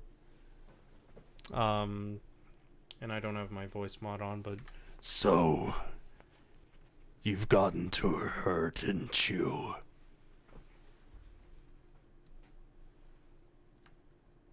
You don't have to answer. Your silence is confirmation enough for me. I'll take care of it personally. As the message goes away, the crystal that you mended shatters in your hands. No damage or anything, but just shatters into pieces. Okay. Zarek, now we have a name. At least a name for what the changeling was. The changeling was, yep. This makes me wonder, How many people at the dinner were really supposed to be at the dinner? Nothing is ever simple in this town. Indeed. And you guys make your way back to the cart. And with making your wonderful way back there, we'll bring Does these the guys cart up make here. you uncomfortable, Jules? Why would it do that? No, that was just me saying out of character. Vostel says, "Did you guys get the hang of that situation or whatever you guys were doing? It's almost morning. Yeah. The hell did you guys get up to?" Bustel, we have a name for you. If you think you would know who it is. Maybe. Zarok? Does the name Zarok mean anything to you? Zarok, no. Can't say it does. She was a changeling. Cool. Well, if you got no other names or whatever, we can get on the road here. I don't think you understand. Yeah? The leadership was to be transferred to someone who wasn't even a head family, but a changeling. Oh. Now I get what you're saying. So, who we thought was Heck's mother turned out to be a little double-crossing little changeling. Yes. Huh. Well, I'll say this. I would like to work on this with you guys as far as politics go, but we gotta make our way back to Corelda. We took care of our business here, and if you guys want to continue your business here, then that's fine. But me and my crew are gonna head out. We don't like getting into politics, and quite frankly, I've had enough of this fucking city. So we help you, and now you're gone. Look, I've got to take care of the people of Corelda. The more time I'm away, the less time they have protection. And those people Okay. help me, so I We'll gotta give you help the them. gold, and you can be on your way. And I'm gonna turn my back to him. He laughs, and he says, "You think I came here for the gold? No. You keep it.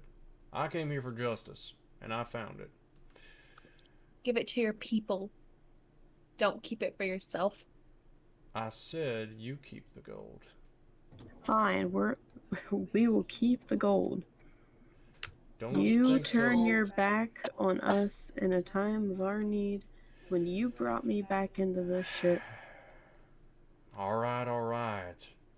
Roll a persuasion check. Both of you.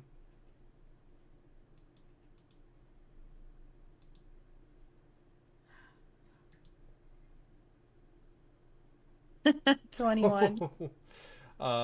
Heck, you don't seem to be very much in the persuading, but Celestia, you've talked and stuff with diplomats and stuff like that. With the way you're talking to Vostel, he says, "Oh, damn it, fine. Hokar, Helena, I'm gonna be away for a while. You two make it back to Corelda and make sure that everything's fine. I'll be back. Gonna help our friends out here. That way I repay my debt, apparently. The things I get into, he'll go with you guys." And Hokar turns over to Wesvyre and says, "Goodbye, tiny one," and goes and gives you a hug.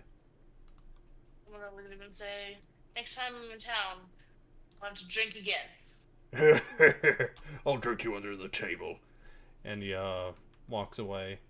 Helena then looks over all of you and says, "I do hope that we meet each other again.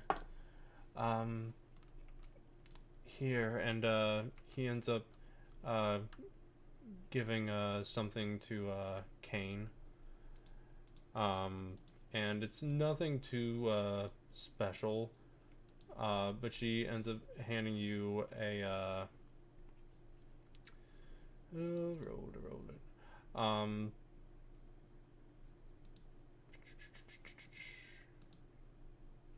She hands you a bag of ball bearings, and she says, "I heard you like to use these from some of the people around here, but you have a good one. You all take care now. We'll make our way back." And she quickly goes along with Hokar, and they walk out of town, and they are gone. Klaus says, "Well, what do we do now?" Bostel turns to you guys and says, "Yeah, what do I need to end up helping you with now?" A lot of it. I Looks think like we we need to go back find. to the main house. Agreed. I think we find the main part of town again, see what tavern or inn we can set ourselves up in for the night, and see if anyone has any information, because I somebody mean, we're part has of to the know something. higher families, or that's the assumption. So we might want to find a nice place to stay for the Yeah, we should find a nice place to stay for the night. And everyone is walking. Vostel's a little bit behind you guys, and he just says quietly to himself, "Oh, this is gonna be some fucking charity work." And that's where we'll end tonight's session.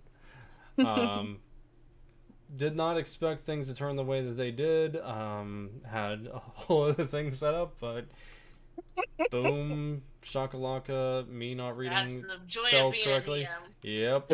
Oh, So- I hope you're happy with it though, because I'm- that was actually really I thought cool. it was pretty fun. So yes, while it didn't go totally as planned, at the end of it, it went perfectly fine. But yeah, you guys did very well tonight. Cain was close to death, and had I been like, "Oh, we're just gonna add on the damage of both the cloud and the lightning both at the same time," Cain would probably no longer be with you. But I decided not to be that type of guy. Because I don't think you can really do. I think it has to be in one attack or something to that effect. Well, like when you deal damage, like more than the full hit points. It has to be more than half of your hit point maximum. Oh, you did. Yeah, but I was like, nah, you know what, fine, it's okay. You did that both times. Fuck. Well, no, more than twice your hit point maximum. So like you're at 32. Oh, it's supposed okay. to be like, so it would be Like like if I had 60. 64 in like one Yeah. attack, Ooh. then that would have been, you know. Down goes the little guy. And now Jules thinks I'm Um, cheating with the half orc. Yeah. That's the best thing ever. I That was. can't wait. I feel like you're gonna embarrass him over it now. Yeah. I'm fucking not correcting it, first of all.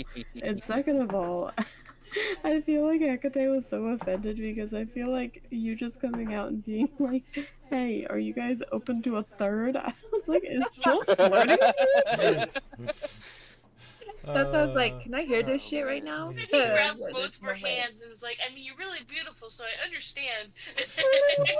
Yeah. And then calls my disguise fucking ugly. Ugly, hideous. yeah, he did. Yeah. It's like, damn.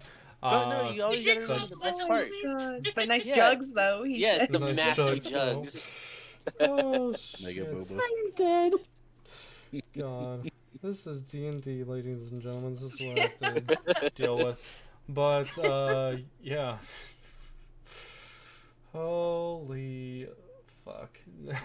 Everything just went, like, kind of topsy-turvy.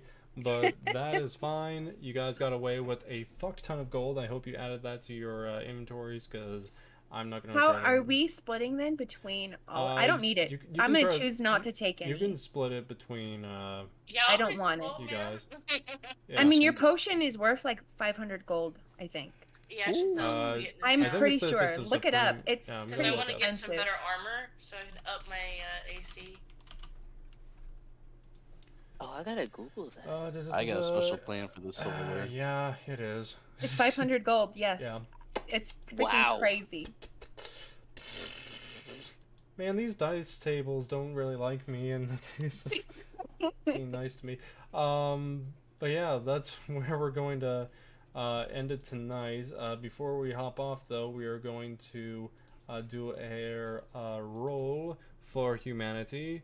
We're doing our last one for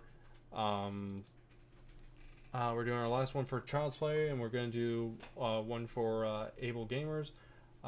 With Able Gamers, we're going to roll our Able Gamers dice. If you want to, go check out on their page. They should have a shop that you can get these exact same dice from.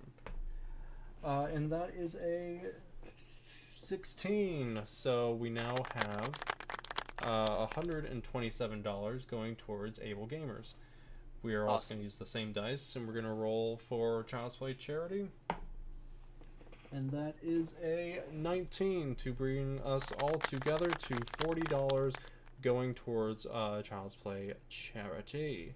We'll end up donating that out, and then we'll end up putting something on, if I can do it sometime this weekend, maybe tomorrow. I'll put up our amount, or like a little thing that they send for us donating $40 to Child's Play. So, god damn it. Yay! So, save that, and I hope you all enjoyed the session tonight. Here's to hoping that come next week, things are figured out as far as where to go next, whatever you guys decide to do. We're gonna see. Can we talk about that in the players chat? Yeah, we can do that after like this, amongst ourselves. Yeah, okay, I cool. got no issue with that. Cool, yeah, definitely, for sure.